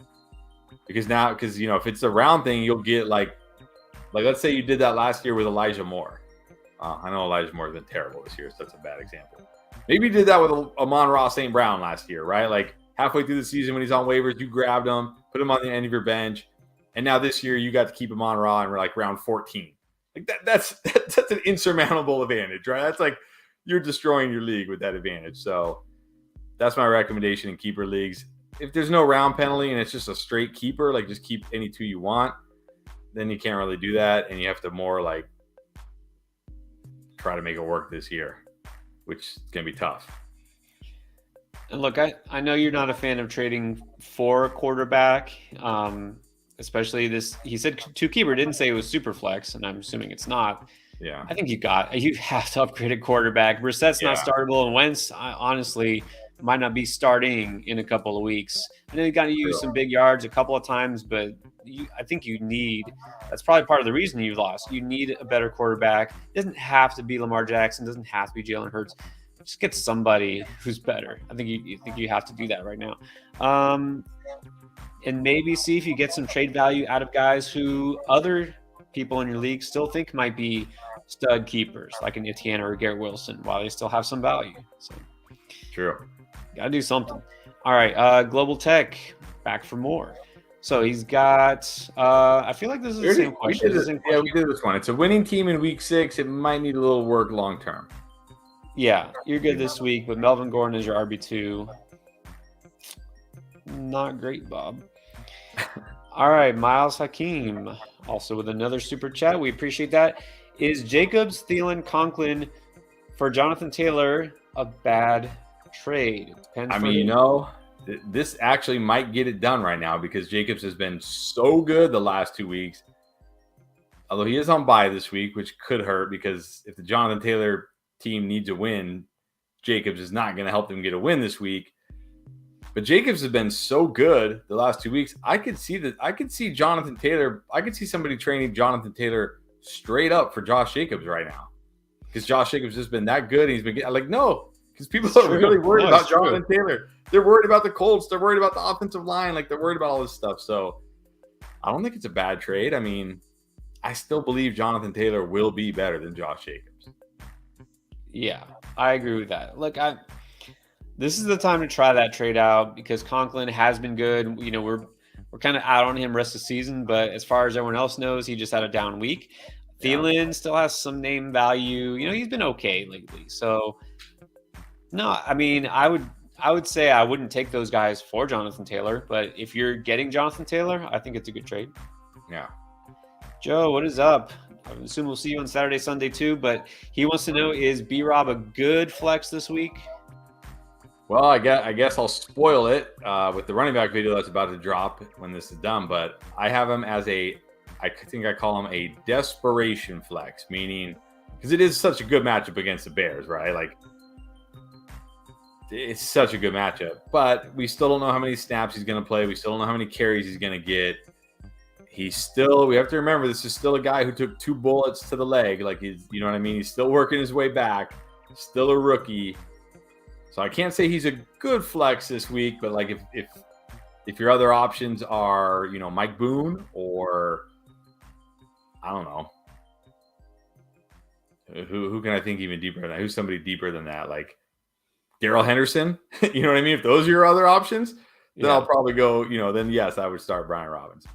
Or like Khalil Herbert. You're like, Khalil Herbert. Not anymore. Yeah, and I think this is a week, if there's a week where it's good, you know, to try him out, this is the week because we got some buys, you know, guys are missing, obviously injuries, and he gets Chicago. So it is a good matchup, but again, we're not counting on 20-plus touches. So he's a risky flex. Mm-hmm. He has some upside. It's kind of capped. But I think he could be flexed in the right situation.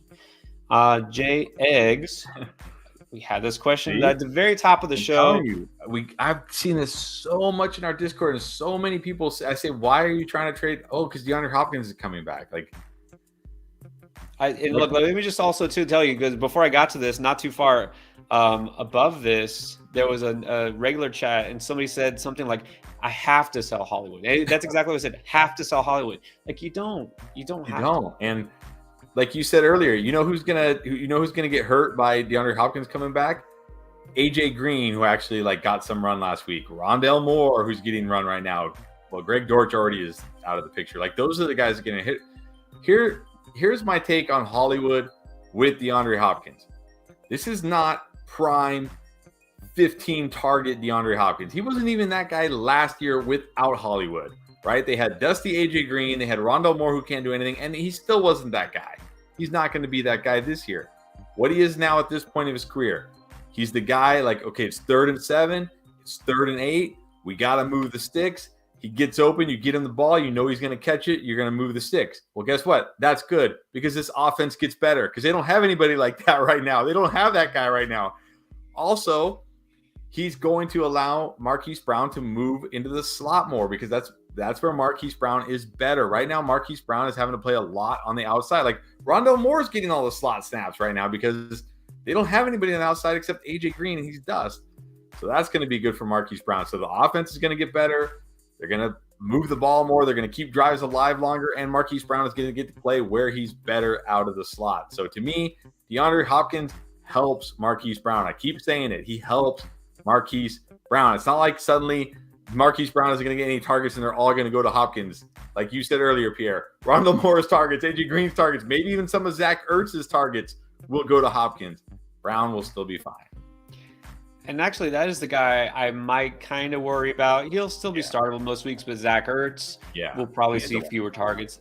And look, Marquise Brown probably will see a dip in targets, but an increase in efficiency. Probably more yards per target because he can get down the field more. He won't have to be peppered with those short intermediate routes. So, guys, you don't have to trade Hollywood Brown. That's kind of the bottom line here. Rob Constantino, what is up? Guy who's always with us. So, would you trade Justin Herbert, A.J. Brown, and Kamara for Josh Allen, Stephon Diggs, and James Robinson? I have to do this. This is a must. Like, Allen, an upgrade over Herbert. Diggs, an upgrade over A.J. Brown. Maybe James Robinson is not an upgrade over Kamara, but I don't care. It's to get Allen and Diggs. Yes, I'm doing this. Yeah, I mean, you're trading the same position for position, so the rest of your roster, I don't think, plays into it too much. So, yeah, I mean, it's not a massive upgraded quarterback because Justin Herbert is pretty damn good. But Josh Allen, I'll take the number one quarterback. And Stephon Diggs, I'll take his number one receiver. And I mean, if we were crazy for Kamara, I would say maybe not, but I think I would do this. But it's close, but I think I would do it too. All right, and then Miguel Cordovez wants to know, would you trade Hall and Gabe Davis for Cup? It's so tough to trade away Breece Hall right now. It is, but man, it's but hard to say no to Cup. Yeah, it's tough to not get Cooper Kupp, right? Because as bad as his Rams offense is, it doesn't matter because Matt Stafford is still targeting him like an insane amount. And it's PPR. If it was like half PPR or non-PPR, then I'd probably take the Hall and Davis side. But it's full PPR, so it doesn't matter that Cooper Kupp is, averaging 8 yards per catch or whatever little piddly amount he's averaging, because he's getting so many receptions. So it's like, man, this is so close. This is so hard, but jeez. I think I have to go Kupp here. It's just like I think Hall's going to be great. I think Hall's going to be top 10. Gabriel Davis on any given week can win you your week, but there's not a lot of wide receivers. It's like Jefferson and Kupp, and then then there's a teardrop, like there's other running backs who are as good or better than Breece Hall, and there are definitely other wide receivers better than Gabriel Davis.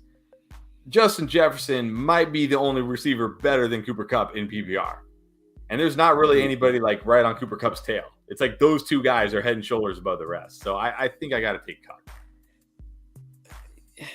Yeah, because really you shouldn't be in a situation where Gabe Davis is like an every week must start for you. Like he's probably your third receiver, I'm guessing. Don't know who the rest of your receivers are, obviously. And probably Breece Hall wasn't your top running back coming into this week. So, yeah, it's so tough to trade away those two guys, but I think you can do this. All right. Well, what about this? Would you consider a big crit, by the way, once again, trading Tyreek or hold? I think right now you have to hold because you're not trading him again. He's one of these guys who I still think will be very good, but right now his value's kind of low, right? Coming off a couple down games, everybody saw what happened to Tua, they saw what happened to Teddy.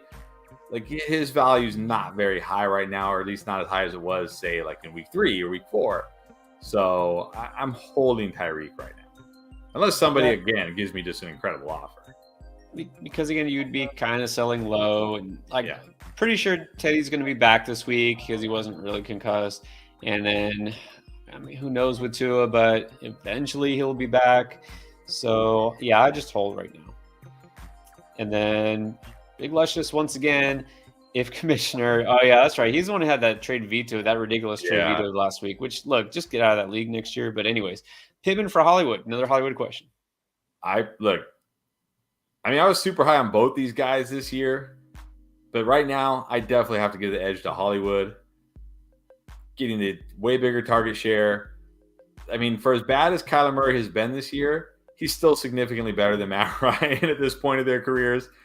And they're throwing the ball more there. The offensive line is, Kyler Murray isn't getting, snapping the ball and instantly getting sacked half the snaps. So I still got to give the edge to Hollywood. So if you can trade Pittman for Hollywood, I'd do it. A little surprised. I thought you still had a little more faith in Pittman than that. I mean, I have faith in Pittman, but this is what I don't get about Hollywood. Like everything I've seen from Hollywood is like, this guy is going to be awesome. Give me Hollywood. Give me all the Hollywood you can. I'll take all your Hollywoods. Give them all to me. All the Hollywoods. Well, I mean, look, this is a pretty even trade for me. So I think it's fine. It's really close. It's close. Like I just feel better about Hollywood with Kyler Murray in Arizona. I still like Pittman. I still think Pittman will be very good, but he's still stuck with Matt Ryan behind a terrible offensive line who can't block anybody. So true. All right. Joe Castles, welcome back. Just traded Mahomes and Gallup for Geno Smith. Thank goodness for that last name. Zeke, Edward, and Chase. I was like, man, I hate when I have to tell people I don't like their trade. But thank goodness Chase was that last name, because when I saw Geno Smith and Zeke, I was gonna cry. But here's what I'm curious of. So you traded Mahomes, you got Geno. Does that mean Geno Smith is now your starting quarterback? What do you think about that? But again, yes, Mahomes is great, and if you have Mahomes as your QB, you're feeling, you never stress about it, right? You're never stressed. You're like, every week, I know I'm going to get points from my QB. But Geno Smith hasn't been that far behind Patrick Mahomes this year. This is what I'm saying. You can't. It's easier. I'm not saying Geno Smith will beat Patrick Mahomes, because he won't. But even if you have to drop Geno Smith at some point and grab another quarterback, you can kind of make up that difference. If Jamar Chase becomes Jamar Chase, Michael Gallup is not going to be anything close to Jamar Chase. He is not going to make up that difference at all. Not even close. Jamar Chase is going to smash Michael Gallup, assuming he's not a bust. So for me, if I got to give up Patrick Mahomes to get a humongous upgrade at wide receiver, I'm doing it, and I'll figure out the quarterback situation. And look, I already said I'm buying into Geno Smith as at least a startable quarterback. I'm not saying he's Pat Mahomes. I'm saying he's going to be the QB5. But, I would do this trade too. Zeke is whatever. That doesn't matter. Zeke's whatever. Yeah, I would do this trade. Or I guess you did that trade, so congrats. Mark Cardarelli, again, 2 trade offers I've received. Okay, so Najee for D-Hop, which we talked about earlier. Also got the Jake Jets, I guess Jefferson, and DJ Moore for Mixon and Sutton. I can't look. Obviously, Sutton a huge upgrade over DJ Moore, but I cannot trade Jefferson right now. We were talking about this in the Discord, and they were asking me, some guys we were chatting, if you were drafting right now, who would you take number 1 overall? And I'm saying Jefferson is my number 1 pick right now. Not Barkley, not Chubb, not Eckler, not Kupp. It's Justin Jefferson. This guy, like, this guy looks like he's going to break fantasy football this year. He just dropped 30 points with 0 touchdowns. Taysom Hill and Travis Kelce needed 4 touchdowns to barely get over 30 points. This guy did it with no touchdown. Like, this guy, like, if I was drafting right now with all the information I have, Justin Jefferson is my number 1 pick. So as much as I like Sutton more than DJ Moore, I just cannot trade Jefferson right now. I can't. And those of you who were with us or watched any of our mock drafts before the season started, which we did mock drafts twice a week for a while, Justin Jefferson was our number 1 pick. Like, yeah, number 1, I said, that's my number 1 player, period. Not JT, not Kupp, had Justin Jefferson. So I agree with you. Look, he should have had that touchdown last week and got called back by a penalty, if I recall. Dante Jones, London, Keenan, and Higgins hurt. Wait, Jacobs. Wait, what did I miss on London? He's hurt? I hope he's not hurt. I haven't heard anything. Did we miss something? Jacobs, yeah, now we gotta look that up. Jacobs and St. Brown on bye. All right, that hurts. Have Kittle. Should I drop Schultz to pick up 3 of 4? Walker, Etienne, Judy, or Pierce? Okay, if it's Kenneth Walker, absolutely drop whoever you need to get Kenneth Walker. Like, that's no doubt. If it's Alec Pierce, like, I mean, you can pick him up. Look, you can drop Schultz. All right. Yeah, I think you can drop Schultz. He re-injured the knee. Yeah. And well, I'm kind of, what does it mean? It says pick up 3 of 4.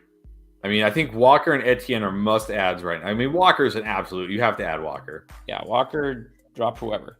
If Etienne's on your waivers, add him now. Like, because to get the potential breakout for free like that is totally worth it. And I still prefer Judy over Pierce. I know Pierce had a nice game last week, but again, I think I talked about it. I think I talked about it in the wide receiver buy low when I was talking about Pittman.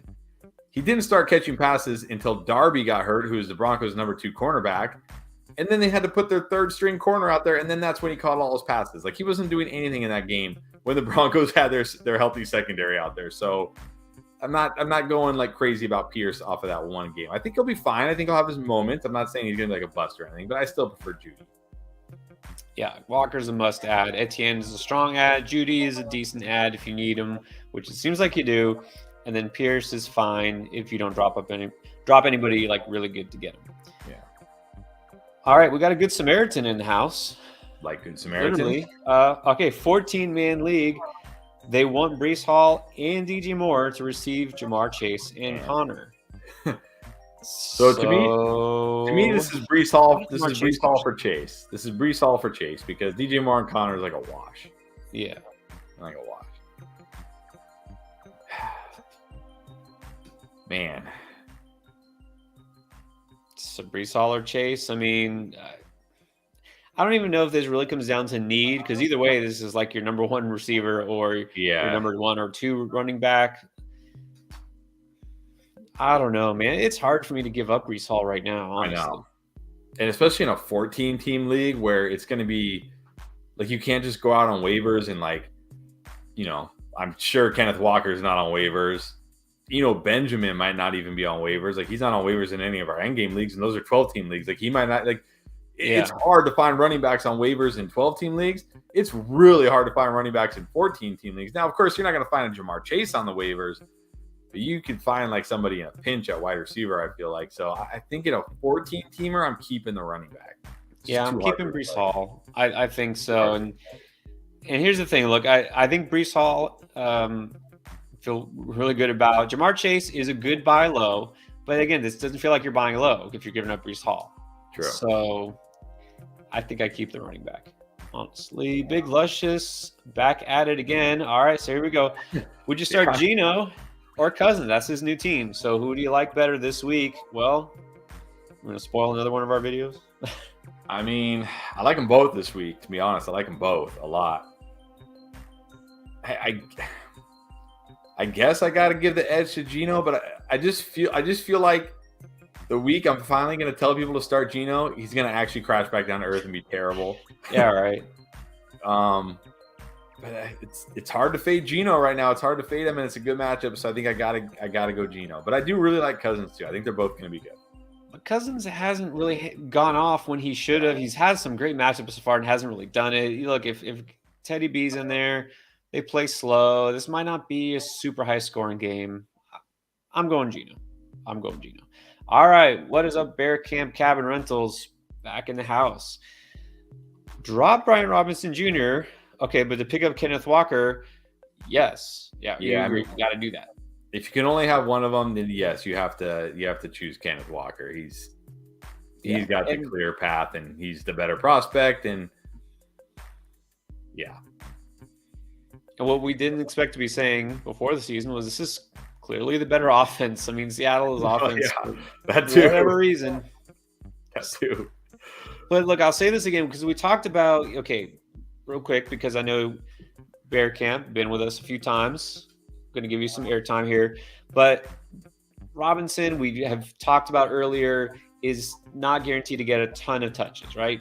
So some people might look at Seattle and say, well, they don't do that necessarily. Kenneth Walker doesn't catch passes. They've been passing the ball a lot. Maybe Kenneth Walker doesn't get 20-plus touches either. But it doesn't matter because as you saw last week, he's not a guy who needs to get lathered up, and he one cut and go. That's what he does, and that's why I love his upside. That's why I'm all over him, and that's why I think Kenneth Walker is clearly going to be a guy you have to roll with in the starting lineup every week because the matchup is not going to be as important for a guy like that. All right. Adrian, what's up, Adrian? Are you usually with on Sundays, one of our Patreons? Okay, so you're saying you're going to trade Najee for DeAndre Swift. You're getting DeAndre Swift. If you're getting DeAndre Swift, I mean, yes, no doubt do that. And is that a hypothetical, or is somebody willing to give you DeAndre Swift? I mean, look. Yeah, somebody's willing to give you DeAndre Swift. I mean, take it and run. All right, Bear Camp, another question. All right, appreciate that. By the way, wait, clarify for me again, because you asked about this. There's a Bear Camp like near you, but then you said this was where Tennessee? Yeah, I figured we said, but it wasn't here. We have a Big Bear Mountain. I think it was Tennessee. Yeah, we have a Big Bear Mountain. Got it again, because I want to know, and the only reason I'm asking this because I actually think I might be going to Tennessee in like a few weeks. All right. So I might have to drop by just to say hi. All right, Ryan Tannehill or Zach Wilson rest of season? I still got to go Tannehill. I mean, the Jets just don't throw it a lot with Zach Wilson. I mean, I know the Titans don't throw it a lot either, but like both these guys can have sneaky rushing upside, sneaky rushing touchdown upside, so that's kind of a wash. But I just trust Tannehill more than I trust Zach Wilson. So if I had to pick one of these guys rest of the season, I'm going Tannehill. I don't love either of these guys, but I would rather have Tannehill rest of the season than Zach Wilson. I mean, Zach Wilson just kind of a younger Tannehill, honestly. He's kind of the same guy. Call me crazy. I kind of feel better about the Jets offense right now. They have a better receiving core, definitely, than Tennessee without Treylon Burks. And Tannehill, he's just pure game manager these days. He's not running as much as he used to. As long as Derrick Henry is healthy, Tannehill's just not doing much for you. And now they're kind of winning, so they're going to keep doing what they're doing. So I at least prefer Zach Wilson because he will take it himself near the goal line once in a while. He's got better targets. So I kind of lean Zach Wilson. But, I mean, neither one is – I mean, I hope you don't have to start one of these guys the rest of the season. All right, what about Jafet Hernandez? In 12-team, so full PPR, 1-4. All right.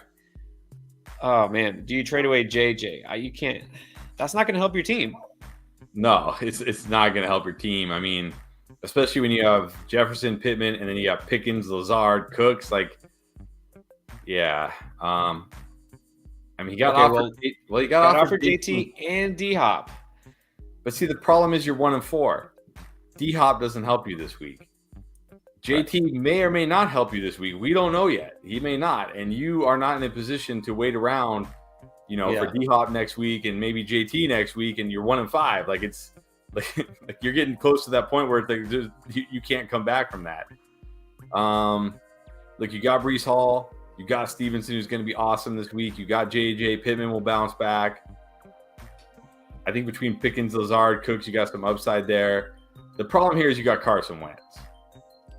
Like, yes. And this happened. This is my worry with Geno, because this is what happened early in the season, right? Like Lance got hurt, Russ wasn't playing well, Stafford wasn't playing well. Carson Wentz had 2 awesome games, and everybody was like, "Just get Carson Wentz. Just get Carson Wentz. You'll be fine."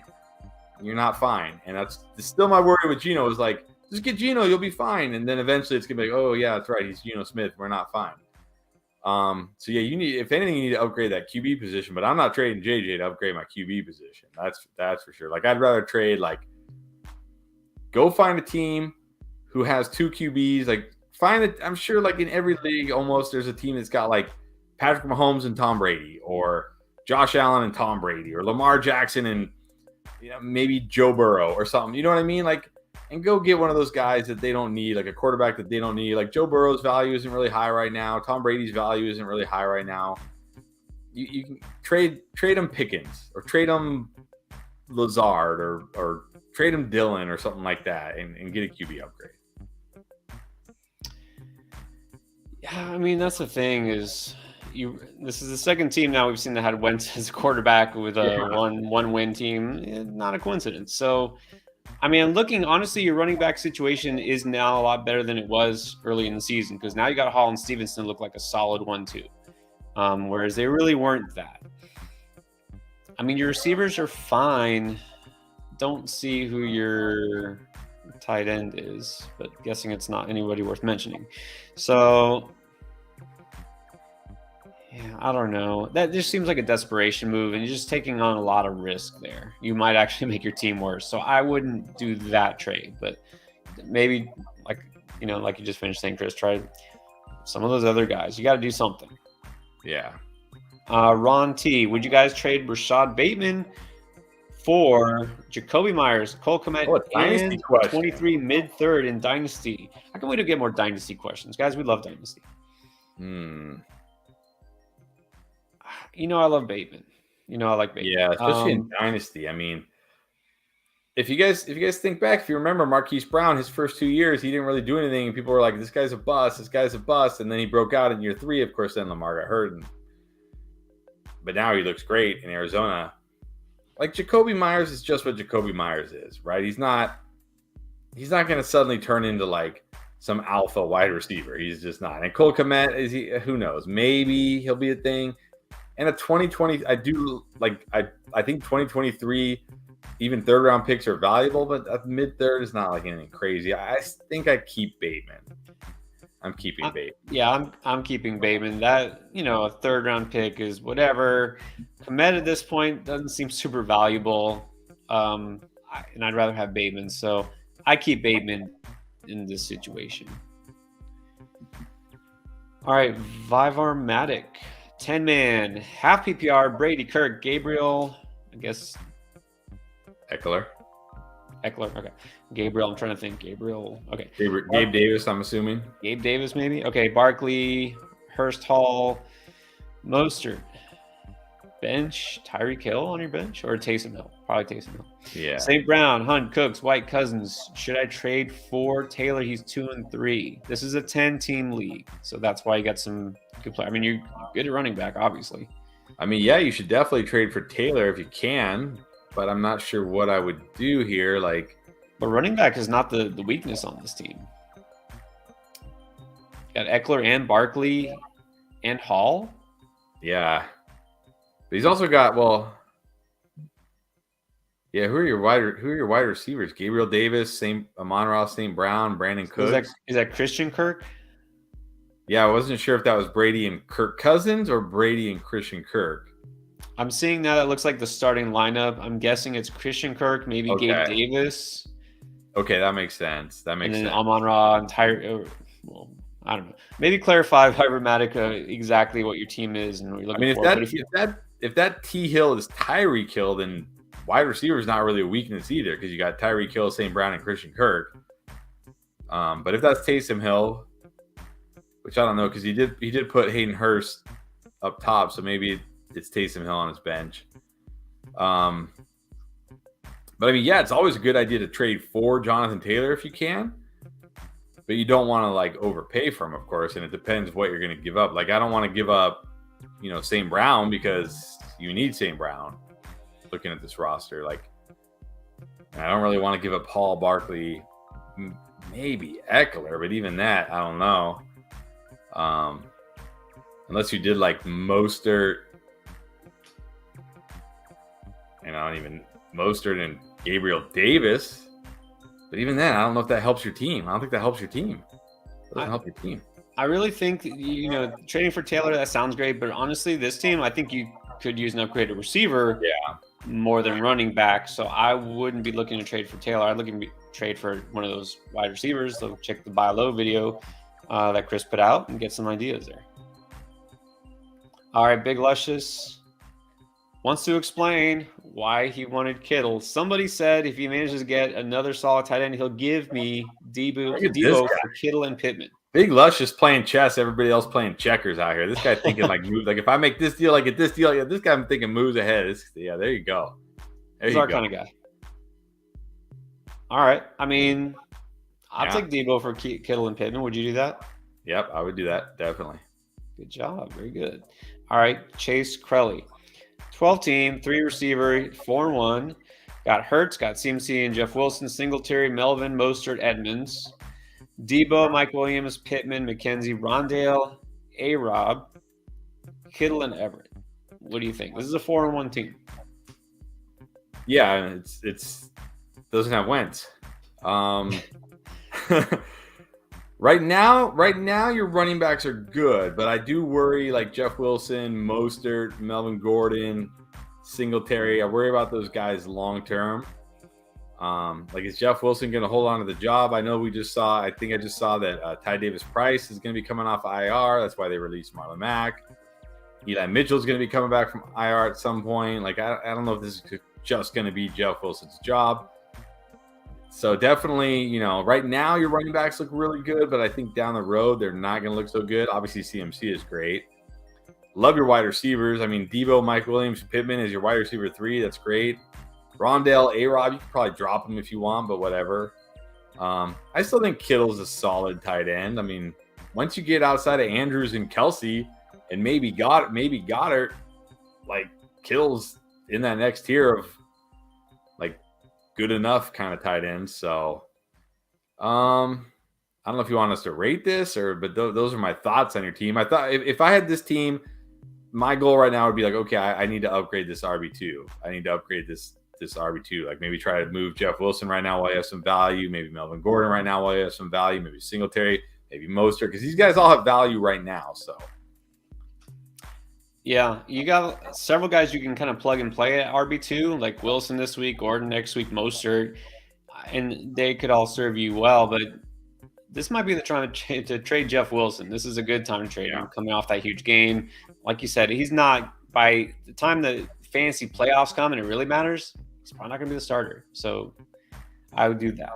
All right. And then Rob Laura traded Mike Williams and Melvin Gordon for Jamar Chase. Is that buying low? That is definitely buying low. That is definitely buying. As much as I like Mike Williams, I mean, Melvin Gordon just basically a throw in, right? Like, yeah, he's fine. You can put him in your lineup. He'll get you some points. He's not going to kill you, but yeah, like if Chase becomes Chase, you're going to win this deal easally.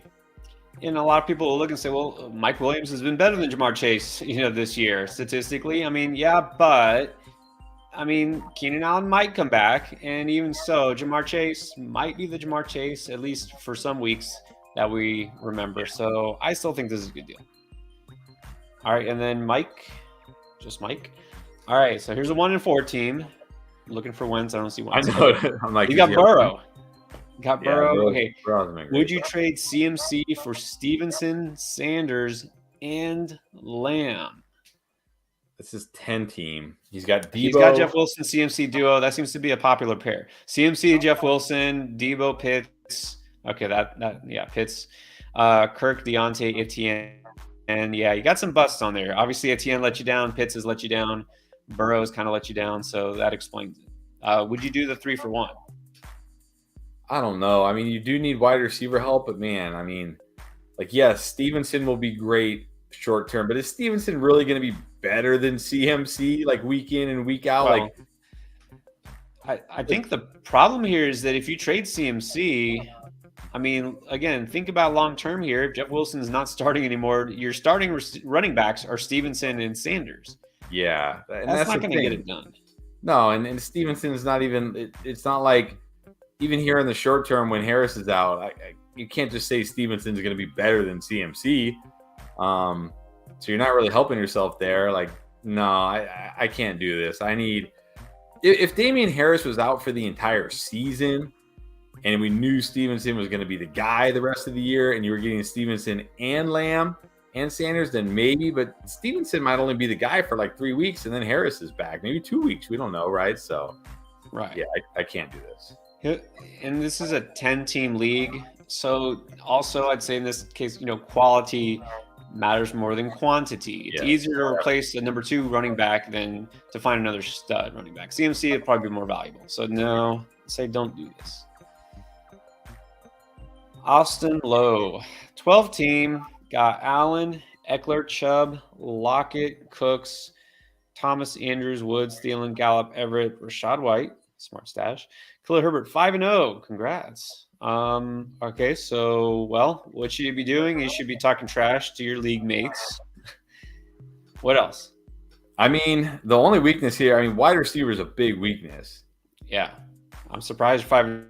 Well, who's the number 1 guy Allen's put some huge games. Eckler's put some huge games. Chubb has been great. Andrews has been great. But yeah, this team needs some wide receiver help for sure. But I'm not really sure what you can do. Lockett's a good sell high right now, but you're not going to trade Lockett for a wide receiver upgrade. And Herbert now doesn't have any value. Rashad White doesn't really have any value yet. Yeah, this team has been riding Chubb in Josh Allen pretty much. If Chubb has a down week, like a dud, you might be hurting. So, but that's the thing, exactly. How do you upgrade without giving up an Eckler or an Andrews, which you don't want to do? Yeah, the only thing I can really see here is maybe if you traded Eckler, but only if you got a stud wide receiver in return and a good running back in return, not Melvin Gordon. A good every week usable RB and a stud wide receiver like a Diggs. And you're probably not going to get Jefferson. You're probably not going to get Cup, but like a Diggs, like a true every week stud wide receiver plus a decent RB that you can have in your lineup every single week and feel, fairly good about. But other than that, I don't really know what you do here. Yeah, and that's the thing. The guys you have at running back behind Eckler and Chubb are not guys you can really trust in your starting lineup. So you'd have to get a running back in return. So it'd have to be a 2 for 1. And that's pretty much the only thing you could do right now is trade Eckler, at his peak value for, what you just said, like a wide receiver 1 and an RB2 type. Yeah, maybe you could package Eckler and Lockett and get like a Diggs and I don't know, I'm trying to think of like a solid RB2 whose value isn't sky high right now.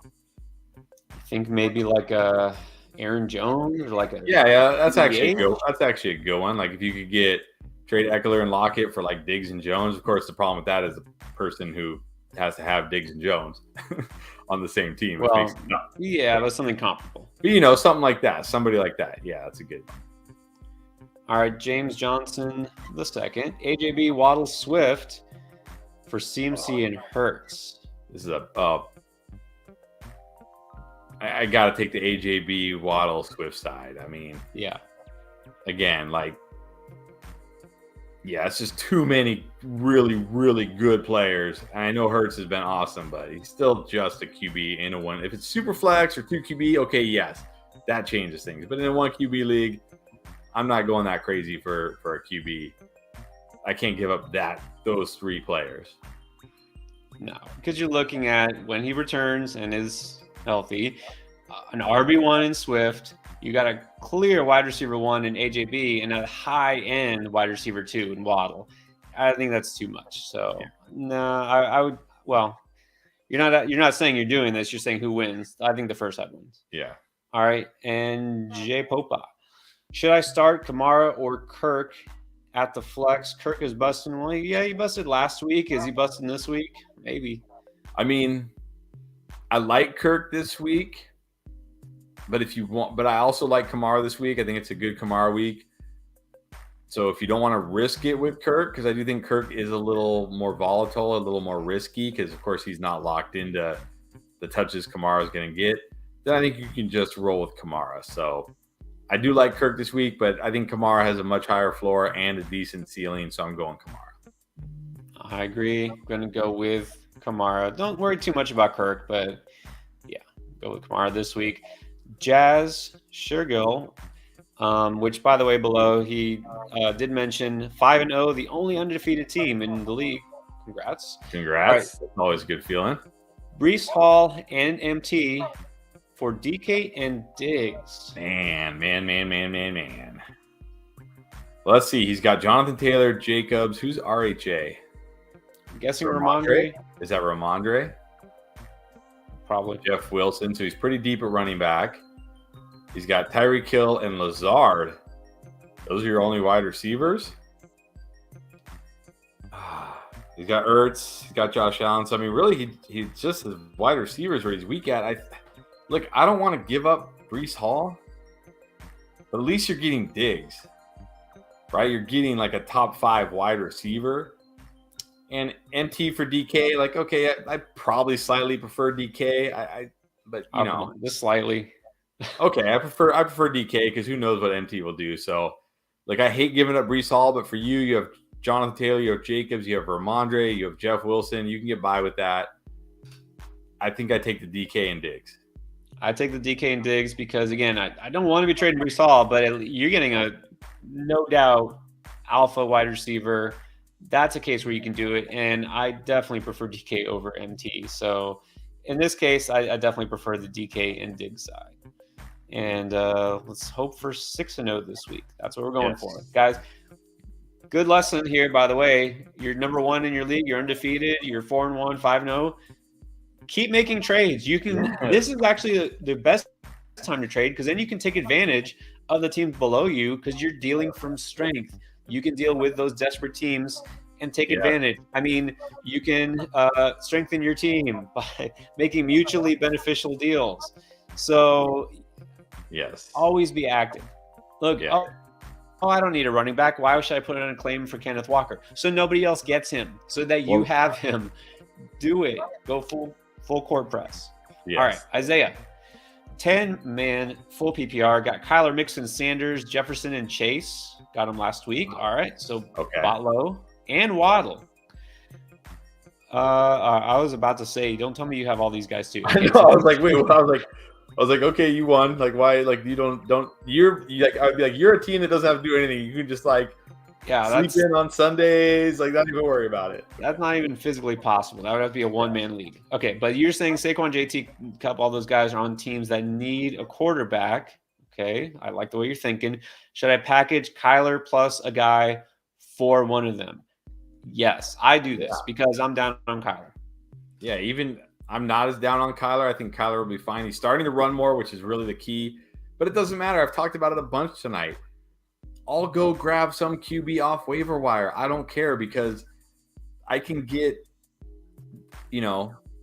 a decent amount of Kyler's points off the waiver wire. I can't get a decent amount of Saquon's points off the waiver wire or JT or Cup or Diggs or even Chubb probably unless he stops scoring touchdowns. So, yes, definitely. I mean, anytime you could trade a QB for a stud player, you trade that QB in my book. And this is a 10-man league. You're going to almost surely be able to find a startable quarterback out there. Not Carson Wentz, but look, maybe somebody dropped a guy like, Matt Stafford. I mean, he's at least startable. Trevor Lawrence, he's fine. Like, you can get by with guys like that if you have just an absolute monster team behind him. So, exactly. All right, David Talda. Ooh, okay. Here we go on the other side. 0-5. Okay, so got Tua, got Henry, Hall, Montgomery, and Hunt. got good running backs. So that's clearly not the problem. You got Diggs, Higgins, and Judy. I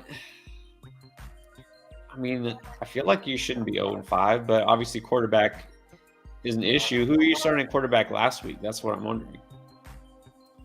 Well, here's the thing. You're 0-5. You have to win this week. Like, you have to. And I don't want to, like, Derrick Henry looks great, but Derrick Henry's not playing this week. Derrick Henry, no matter what he does, is giving you 0 points this week. And Derrick Henry has a ton of trade value right now. And when I look at your wide receivers, yeah, I love Diggs. Yeah, I love Higgins if he's healthy. But Judy, you can upgrade that. You could go out right now, go to the 5-0 team, go to the 4-1 teams, the 3-2 teams. This is what Pierre was just talking about. You're in the reverse position. You're coming from a position of not strength, but you can actually use that to your advantage because you can go to a team who has maybe they have the team that's loaded at wide receivers and needs a running back, and you can say, look, Derrick Henry could be the piece that puts your team over the top. Give me like CeeDee Lamb, or give me, like, I'm trying to think of some guys that are like, stud wide, like AJ Brown, whatever. Like, give me a stud wide receiver for Derrick Henry. Derrick Henry could be the piece that takes your team to the championship, but the wide receiver could be the piece that gets you back in it. So I'm trading Derrick Henry because I think he's got a ton of trade value right now. And if you go to those teams a 5-0 team, 4-1 team, 3-2 team, they don't care if Derrick Henry's on a bye this week. They're like, that's no big deal. No big deal. And you have to win this week. Like, Derrick Henry is not going to help you win this week.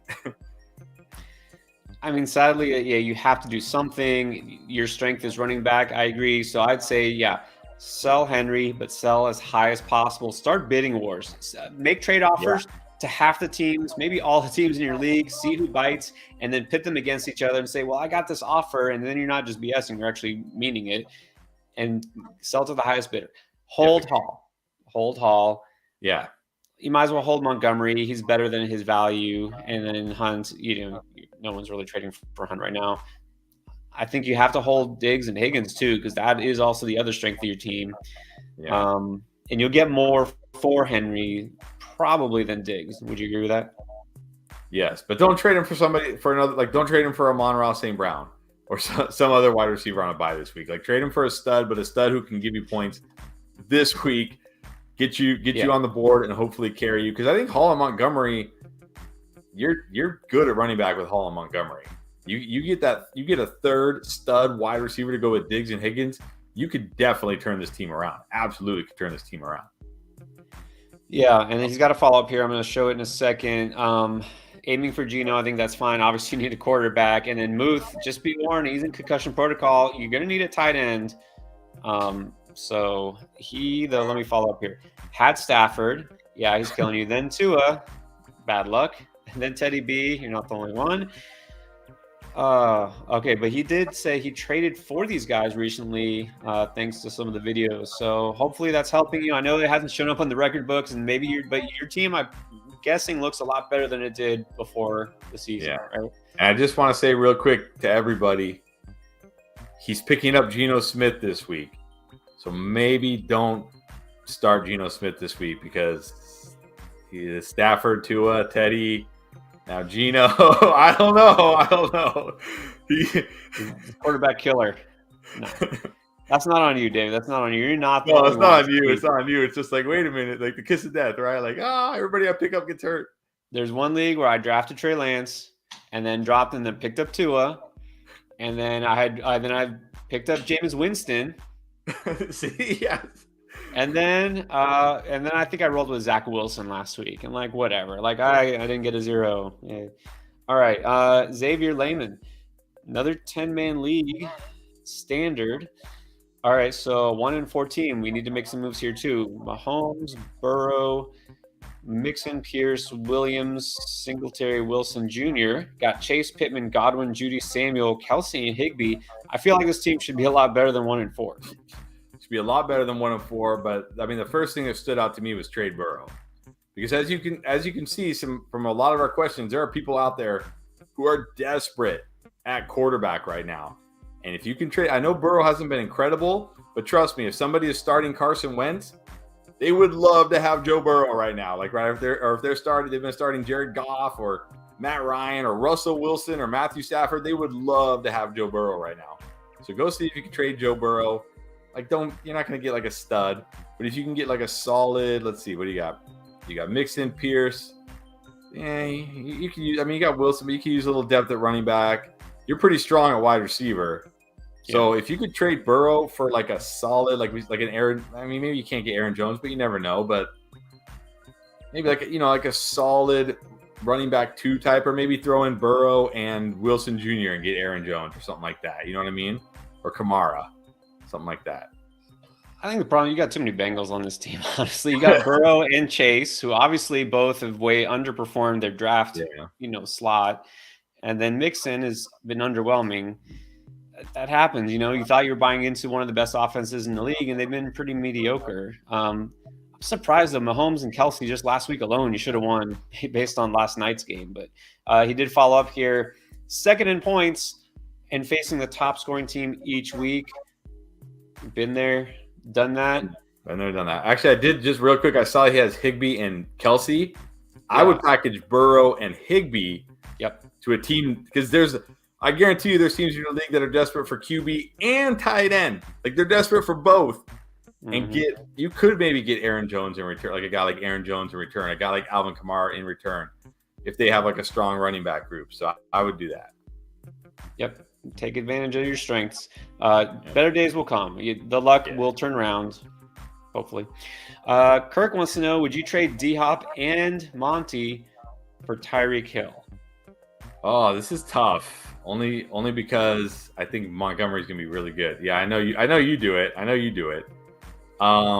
Again, this is gonna be one of those that comes down to, what do I need? Like, is David Montgomery my every week RB2? Then I don't do this, because it's hard to replace that. But if I've got like Mixon, like we've seen some teams today that have Mixon and Dameon Pierce, or Fournette and Dameon Pierce, or Breece Hall and Dameon Pierce, and like if you're loaded at running back, then I do this. I do it because, and we kind of have to remind each other, because we talk obviously about football almost every day of our lives, and we all off season, and we have not identical, but a lot of guys we think similarly. We talk it out. A lot of people, I think, Chris, just assume DeAndre Hopkins steps in and he's top 5 receiver in the league. Like, it's DeAndre Hopkins. Like, he's elite. We don't see it that way. Like, we don't see him as a top 10 receiver. We're not even sure. He's, I think, probably like a kind of a mid-range wide receiver 2 type. Yeah, like he was last year. It was exactly like it was last year. And so if I'm getting a guy who I know is an elite receiver still, I do it. Montgomery, I know he's good. I like Montgomery, but if you get a chance to get an elite player, I think I do it. Unless like you really, really need Montgomery at running back, like he's your RB2. Okay, maybe don't, but I would take Tyreek. And then Iconic Thug. Would you trade George Pickens for Kenneth Walker? Yes, I would. Full PPR. I would, because again, it's you're talking about 2 rookies with potential. One's a running back who's now the lead back on his team. The other is the wide receiver, maybe 2, I guess now. I guess he's overtaking Claypool. We can call him the wide receiver 2 on the Steelers with Kenny Pickett. Running back, just harder to find in general, and I'm going to hedge my bet on the running back who actually is the lead dog rather than the number 2 wide receiver for Kenny Pickett. It's true. I mean, look, Pickens exciting, but even though you say, well, full PPR, right? Walker maybe doesn't catch a lot of passes. Pickens does. I'm taking the game-breaking running back, guys. Look, maybe he's not that guy. Maybe he's not that stud. I'll take a chance and find out. Because really, is George Pickens going to crack your starting lineup when you got Justin Jefferson, Sutton, and Amari Cooper? I don't think so. I mean, I can easily see Kenneth Walker replacing James Robinson in your lineup. So for sure. And you know what? I'm glad you asked this question. Drop the super chat here, 915IXIN. I don't know if that's your license plate, but I'm glad that you asked this question. I think this is interesting. Would you trade Aaron Jones for Kenneth Walker? I'm not that high on Aaron Jones. I haven't been that high on Aaron Jones all year, and he hasn't really other than week 2, which I'm not even joking, guys. Go look. This is like the 4th or 5th straight year he has gone off in week 2, and then he like just goes back. This is like just fine the rest of the year. It's the weirdest thing. It's really weird. But anyways, It was the Bears. What's that? It was the Bears. Yeah, maybe, I mean, do they play the Bears every week too? Maybe that's what it is. I don't know, but every time they play the Bears, he's going to go off too. So. Man, I think Walker has the potential to be better than Aaron Jones, but he also has a risk of like being of not being very good, right? Because he's a rookie, he's on Seattle. Can I do this? Can I make this deal? That's why I think it's a fascinating question. You have a guy who's been for a couple years as really good running back, but not elite. He wasn't a first round pick or anything, but he is in a timeshare, like to some extent, right? For a guy who has literally never started a game yet, and just you might even just whoever has it might have just plucked him off of waivers. Yeah, it's really interesting because the guy who just now was plucked off waivers might wind up being better or even a league winner, but you don't know. You don't know. So you're rolling the dice here. And I would say if Aaron Jones is your number 3 running back, do it and take a shot. If you've been counting him as your number 2 back and your depth isn't that great, that might be too much of a risk. Yeah, I agree. I'll go with that as well. Like, if you don't need Aaron Jones week in and week out, take a shot on Walker. Take a shot on the potential league winning upside. Mm-hmm. All right, Derek, just appreciate the super chat. Also, we appreciate you being on almost every one of our live streams. All right, so another 10-man league. I guess a lot of people play 10-man leagues. Full PPR 4-1. Good. Nice. Got Derek Carr, got Geno, Watson on IR. Okay, got Chubb, Fournette, Dylan, Pollard, Rashad White. Okay, very solid. Adams, MT, Lockett, Judy, Ayuk, and Boyd.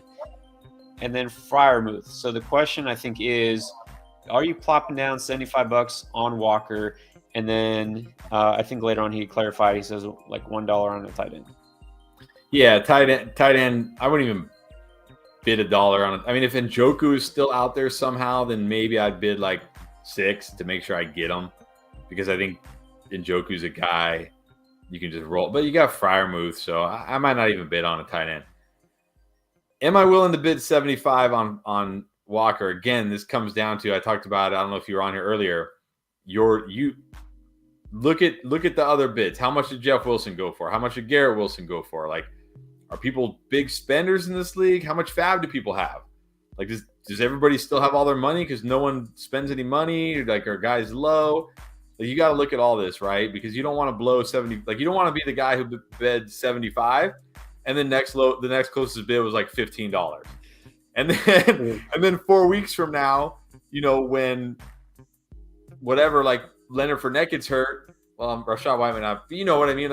4 weeks from now, when the next big injury happens or something, and everybody's like, "Oh my God, this running back right here," and you have no money because you blew it all on Walker when you didn't need to. Now, I'm not saying don't blow it all, but this is where you have to really know your league, and so go back and look what kind of bids were made on like Jeff Wilson, Garrett Wilson, the kind of the big free agent guys so far this year, the waiver wire pickups, and then go from there.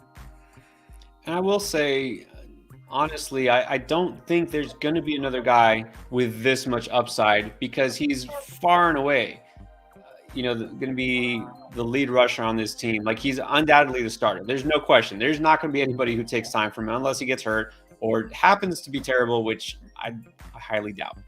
He was the number 2 running back drafted. We know he's got the talent. I mean, that's not really a question either. And all of a sudden, this offense isn't even the question. That was really the only question we had about Kenneth Walker was, okay, well, is he splitting time with Rashad Penny? And is this offense going to suck? Okay, no. And apparently not. So I really think this is worth blowing as much fab as you need to just to get him. And I love that even though you're 4-1, you're going, full on and doing this. And then you can deal from strength and trade a Dylan, trade maybe a Walker if he starts going off. and then improve your wide receiver core or something like that. So I do it. I do it. Verdun, 3-2, another 10-man league. Got Carr, Pierce, Swift, Chase, Allen, Pickens, Bateman, Ertz. Is that Keenan Allen? Maybe Keenan Allen. Yeah, surviving via waivers. He's been streaming. Josh Reynolds, Shakir, feels thin, projected. Don't worry about projections. Okay, so what do we do here? Well, who is that Allen? Is that Allen Lazard? Oh, maybe it's Allen Lazard because it's spelled with an A. Yeah, I mean, if it is, you definitely need a wide receiver upgrade. You got great running backs when they're healthy, when Swift comes back.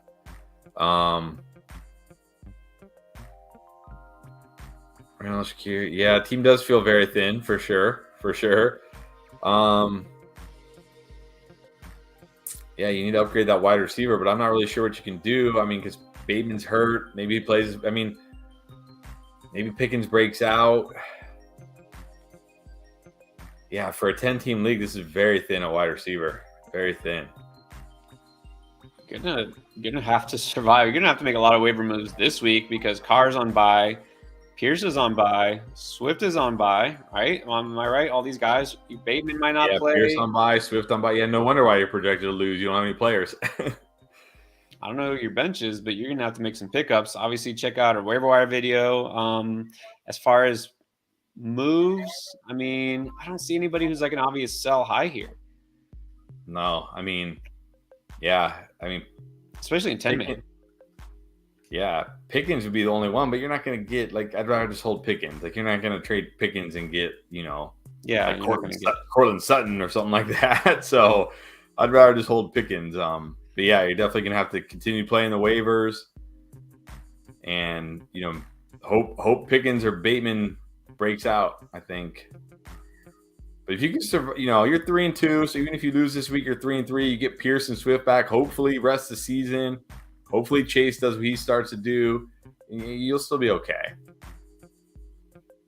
I will say, I think for a 10-man league with this lineup, with all the injuries you've had, you got some good luck here having a winning record. So just keep being aggressive. Look, in this shallow of a league, people do tend to drop players quickly. And now that buys are coming, you might see some surprise drops, guys you can stash for later. It's okay if you already know, okay, half my team's on bye, the other half is hurt. I'm going to lose. This other team is going to stomp me. Take the L. Drop a guy that you don't need for a stash that might help you next week or the rest of the season. You know what I mean? It's okay to do that if it helps your team long term. Yeah. All right, but let's get to Andrew Gott. 4-1. Got Diggs, the Sun God, Devontae, Duvernay, Stevenson, Walker, Etienne, Patterson's on IR. Okay, so the question is, would you spend up on Alec Pierce? Let's do that one first. Not a lot. Maybe a few bucks. I mean, yeah. If I don't get Alec Pierce, I'm not sad about it. It's okay, I didn't get Alec Pierce. No big deal. Like $5 probably at most. At most. I'm 3. If I don't get Alec Pierce, it's oh well, not a big deal. I'm not gonna go crazy with my fab. Especially you got Diggs, Sun God, and Devonta. When are you really gonna play Alec Pierce? Other than maybe on a bye week. Maybe on a bye week. And you could probably grab some other wide receiver when you need them. So yeah, exactly. 5 it would be the most. Now here's an interesting question. Andrew was offered CMC for the Sun God and ETN. I feel like I have to say yes to this. Especially because I don't see a stud running back on that roster. No, I think, I don't really, definitely giving up Sun God hurts your wide receivers, but, getting CMC is a significant upgrade for your running back room. And you got Walker, Patterson, we'll see when he comes back. Stevenson should be good here. And Stevenson will still be good even with Harris back. So it's not like he'll be worthless when Harris comes back. So I think I got to take that. Look, there's no guarantee ATN is going to be startable in fantasy rest of the season. Yeah, maybe, but I'm taking CMC and I'm fine with it. Especially this is a great week to do that because you're going to miss Sun God anyways. Yeah. Maybe Matt Rule gone unlocks CMC's full potential. Who knows? Probably not. He doesn't even need it. He's still awesome. It doesn't even matter. And then Derek came, circle back around just to say, made it to the 200 club. You stomped last week. Good job. Good job. Okay, I'll take those victories when we can get them. All right. And also Derek. So he says he has 180 out of 200. Someone spent okay. Hey, it happens. Someone spent 100 on Pacheco and someone spent 55 on Jamal Williams. I mean, money is better spent on the second one than the first. Yeah, well, I mean, see, I always just assume out of 100, but out of 200, 75 is not that much, right? Because most, every league I'm in uses 100. So, but if somebody spent 100 on Pacheco, exactly, you might need to spend more. You might need to spend more. Like if someone's willing to drop 100 on Pacheco. I don't know if 75. I mean, you know your league better than we do. So if you think 75 will get it done, then do it. But I would hate to, have somebody spend 100 and I lost out because I wasn't willing to spend, 110 or something. So, I mean, now that I know it's a 200 and you got 180, I would go 120. No, wait. Sorry, I forgot the rule. What, Chris? What's your rule? Well, yeah, my rule is don't bid round numbers because look. Someone's bid 100. Somebody bid 55. You're going to bid 75. Everybody, this is pro tip right here. Everybody bids in 5s and 10s. Bid 11. Bid 6. If you guys happen to have the same bid, like if somebody bids 100 and you bid 101, you win. So always bid uneven numbers, like bid 101, 106, 111. You can even go like 112 or 113 if you want to be safe. But I never bid even numbers ever. So maybe go like 121 or 122, like that. Yeah. And I do that most of the time. I'm glad I remembered to mention that. But yeah, I go 121. I think that seems fair. I think it's worth it. All right. We are finally caught up in all the super chats. All right. Anything jump out to you? I mean, we got people that have been here. Well, asked questions like, 2 hours ago. Do you think they're still here?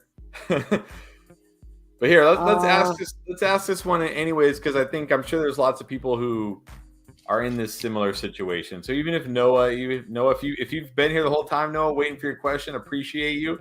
But if you left because you're like, screw these guys, they're not going to get my question, I understand it. But I'm sure there's people who, Geno Smith, Trevor Lawrence, who are you starting? I'm going Geno, and not just because I'm blindly saying Geno rest of the season. It's a good matchup, and obviously that offense is on a roll. Don't doubt him. And, I'm actually not crazy about Lawrence anyways. Yeah, definitely Geno. And then I have to do this one because it's a drop Zeke question. Yes. So, Wolfie, would you drop Zeke? And if so, rank them. Brian Robinson. What? Wait, these guys are all on your waiver wire? It says no bench. So you guys don't have a bench. That explains why they're all on the waiver wire. So I would drop Zeke and I would rank them Ken Walker. Yes. Ramondre next. Yeah, it's close between him and Etienne just because if Etienne ever does actually break, I don't think Ramondre can break away from Damian Harris if Harris is healthy. But I still probably go Ramondre, then Etienne, and then Brian Robinson in that order. Here's the thing. This is a no-bench league, meaning you don't even have to worry about, long-term or down the road. You're just playing for here and now. So, right here and now, it's Ramondre Stevenson who's got the most value. I almost want to say, no, not over Kenneth Walker. Yeah, Kenneth Walker, number one, and then Ramondre, and then probably Etienne. But obviously, you're not going to add them all because you can't stash them. Yeah, and then Taj is in a tough spot here. He's got to pick up either PJ Walker or Skylar Thompson. I mean, it's got to be Walker because we don't know. Teddy Bridgewater might play, and then you're not really going to take a chance on that again, are you? Let's just avoid Dolphins quarterbacks for now and go PJ Walker. Yeah, exactly. Let's see.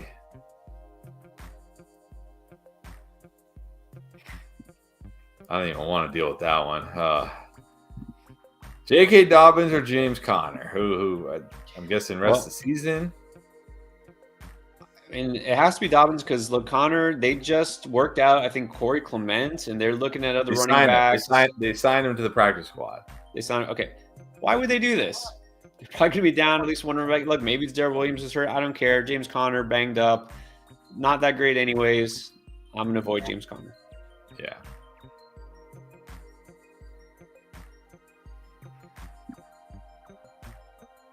And then what would be a good trade for Kelsey? Not good luck. You got to give up the moon for Kelsey right now. Like to get Kelsey? Yeah. Not now. Don't do it. Don't even try it now. Coming off of that game. Yeah. Don't.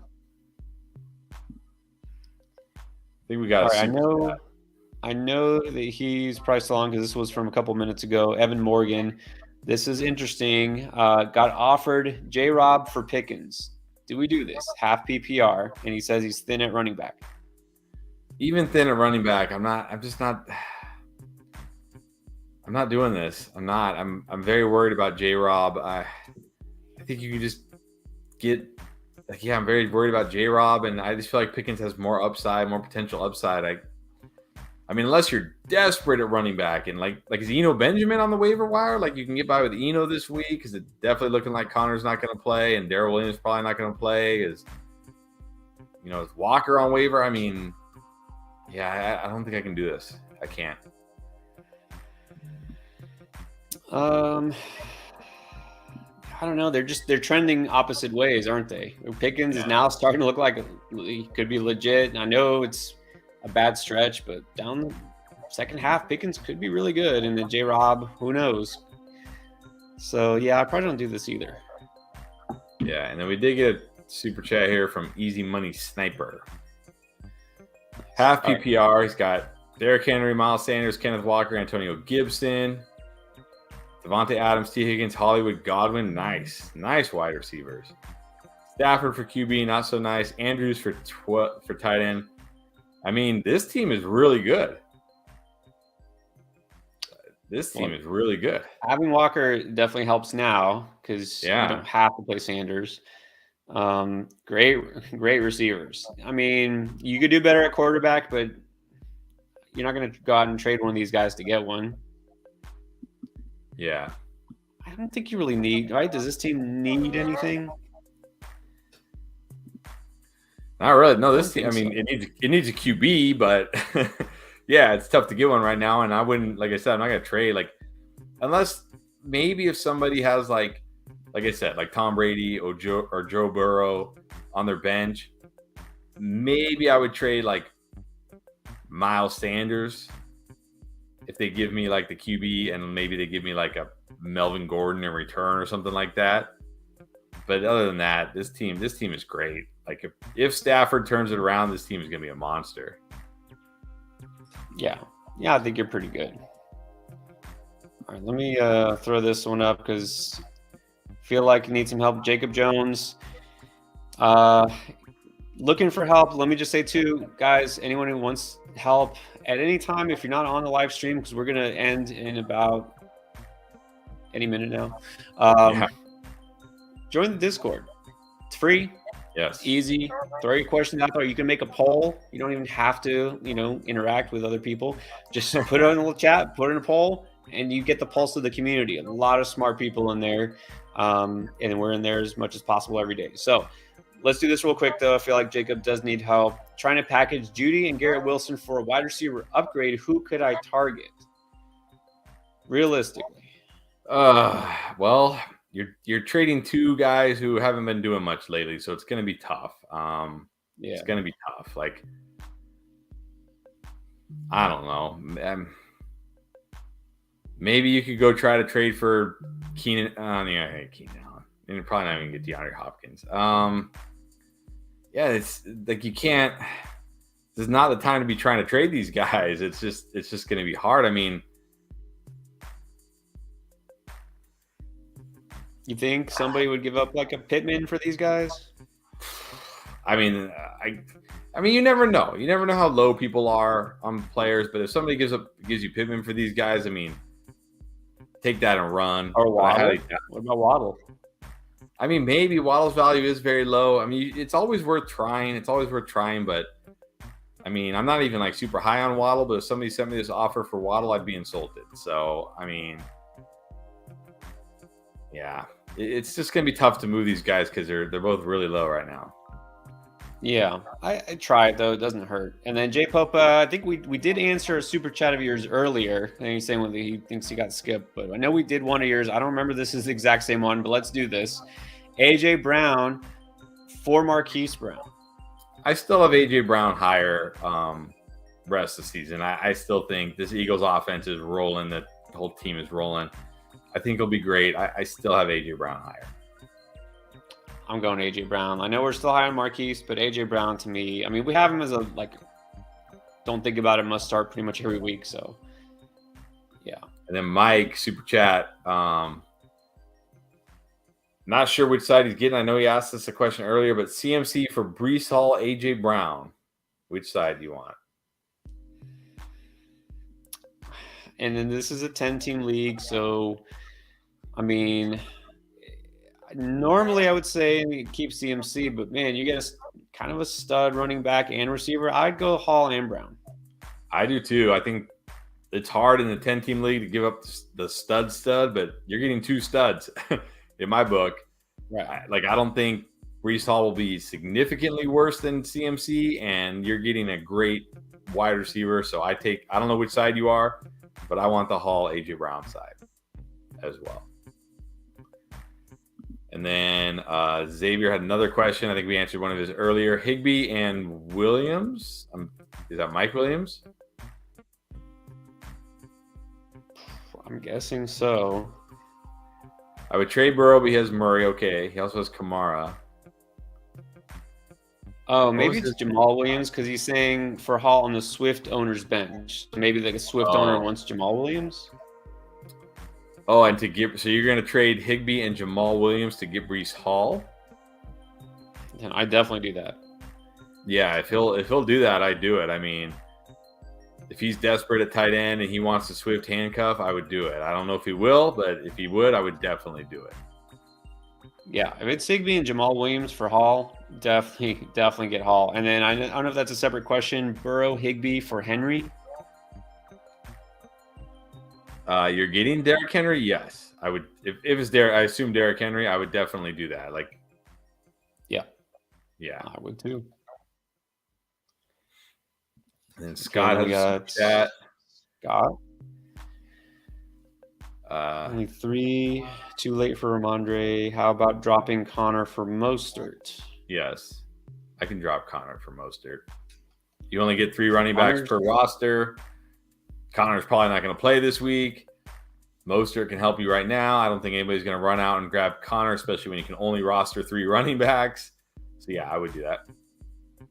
Yeah, I think you can do that. Because if you got a limited running backs, you're going to be able to pick up decent running back later on anyways. Maybe nobody picks up Connor anyways because he doesn't play. So, yeah, you might as well do it. Yeah. All right, all caught up. I think we're all caught up. All right, guys, let's go ahead and call it. I think we answered as many questions as possible. Hopefully this helped you. But again, the real questions come. Who do you start? Who do you not start? Saturday evening, we'll be here to answer all those questions even longer. And, of course, if you are a patron, we'll see you on Sunday morning. If you want to become one, check the link below and find out what that's all about. Rankings will be in probably tomorrow morning for this week, and those will be updated regularly for our patrons.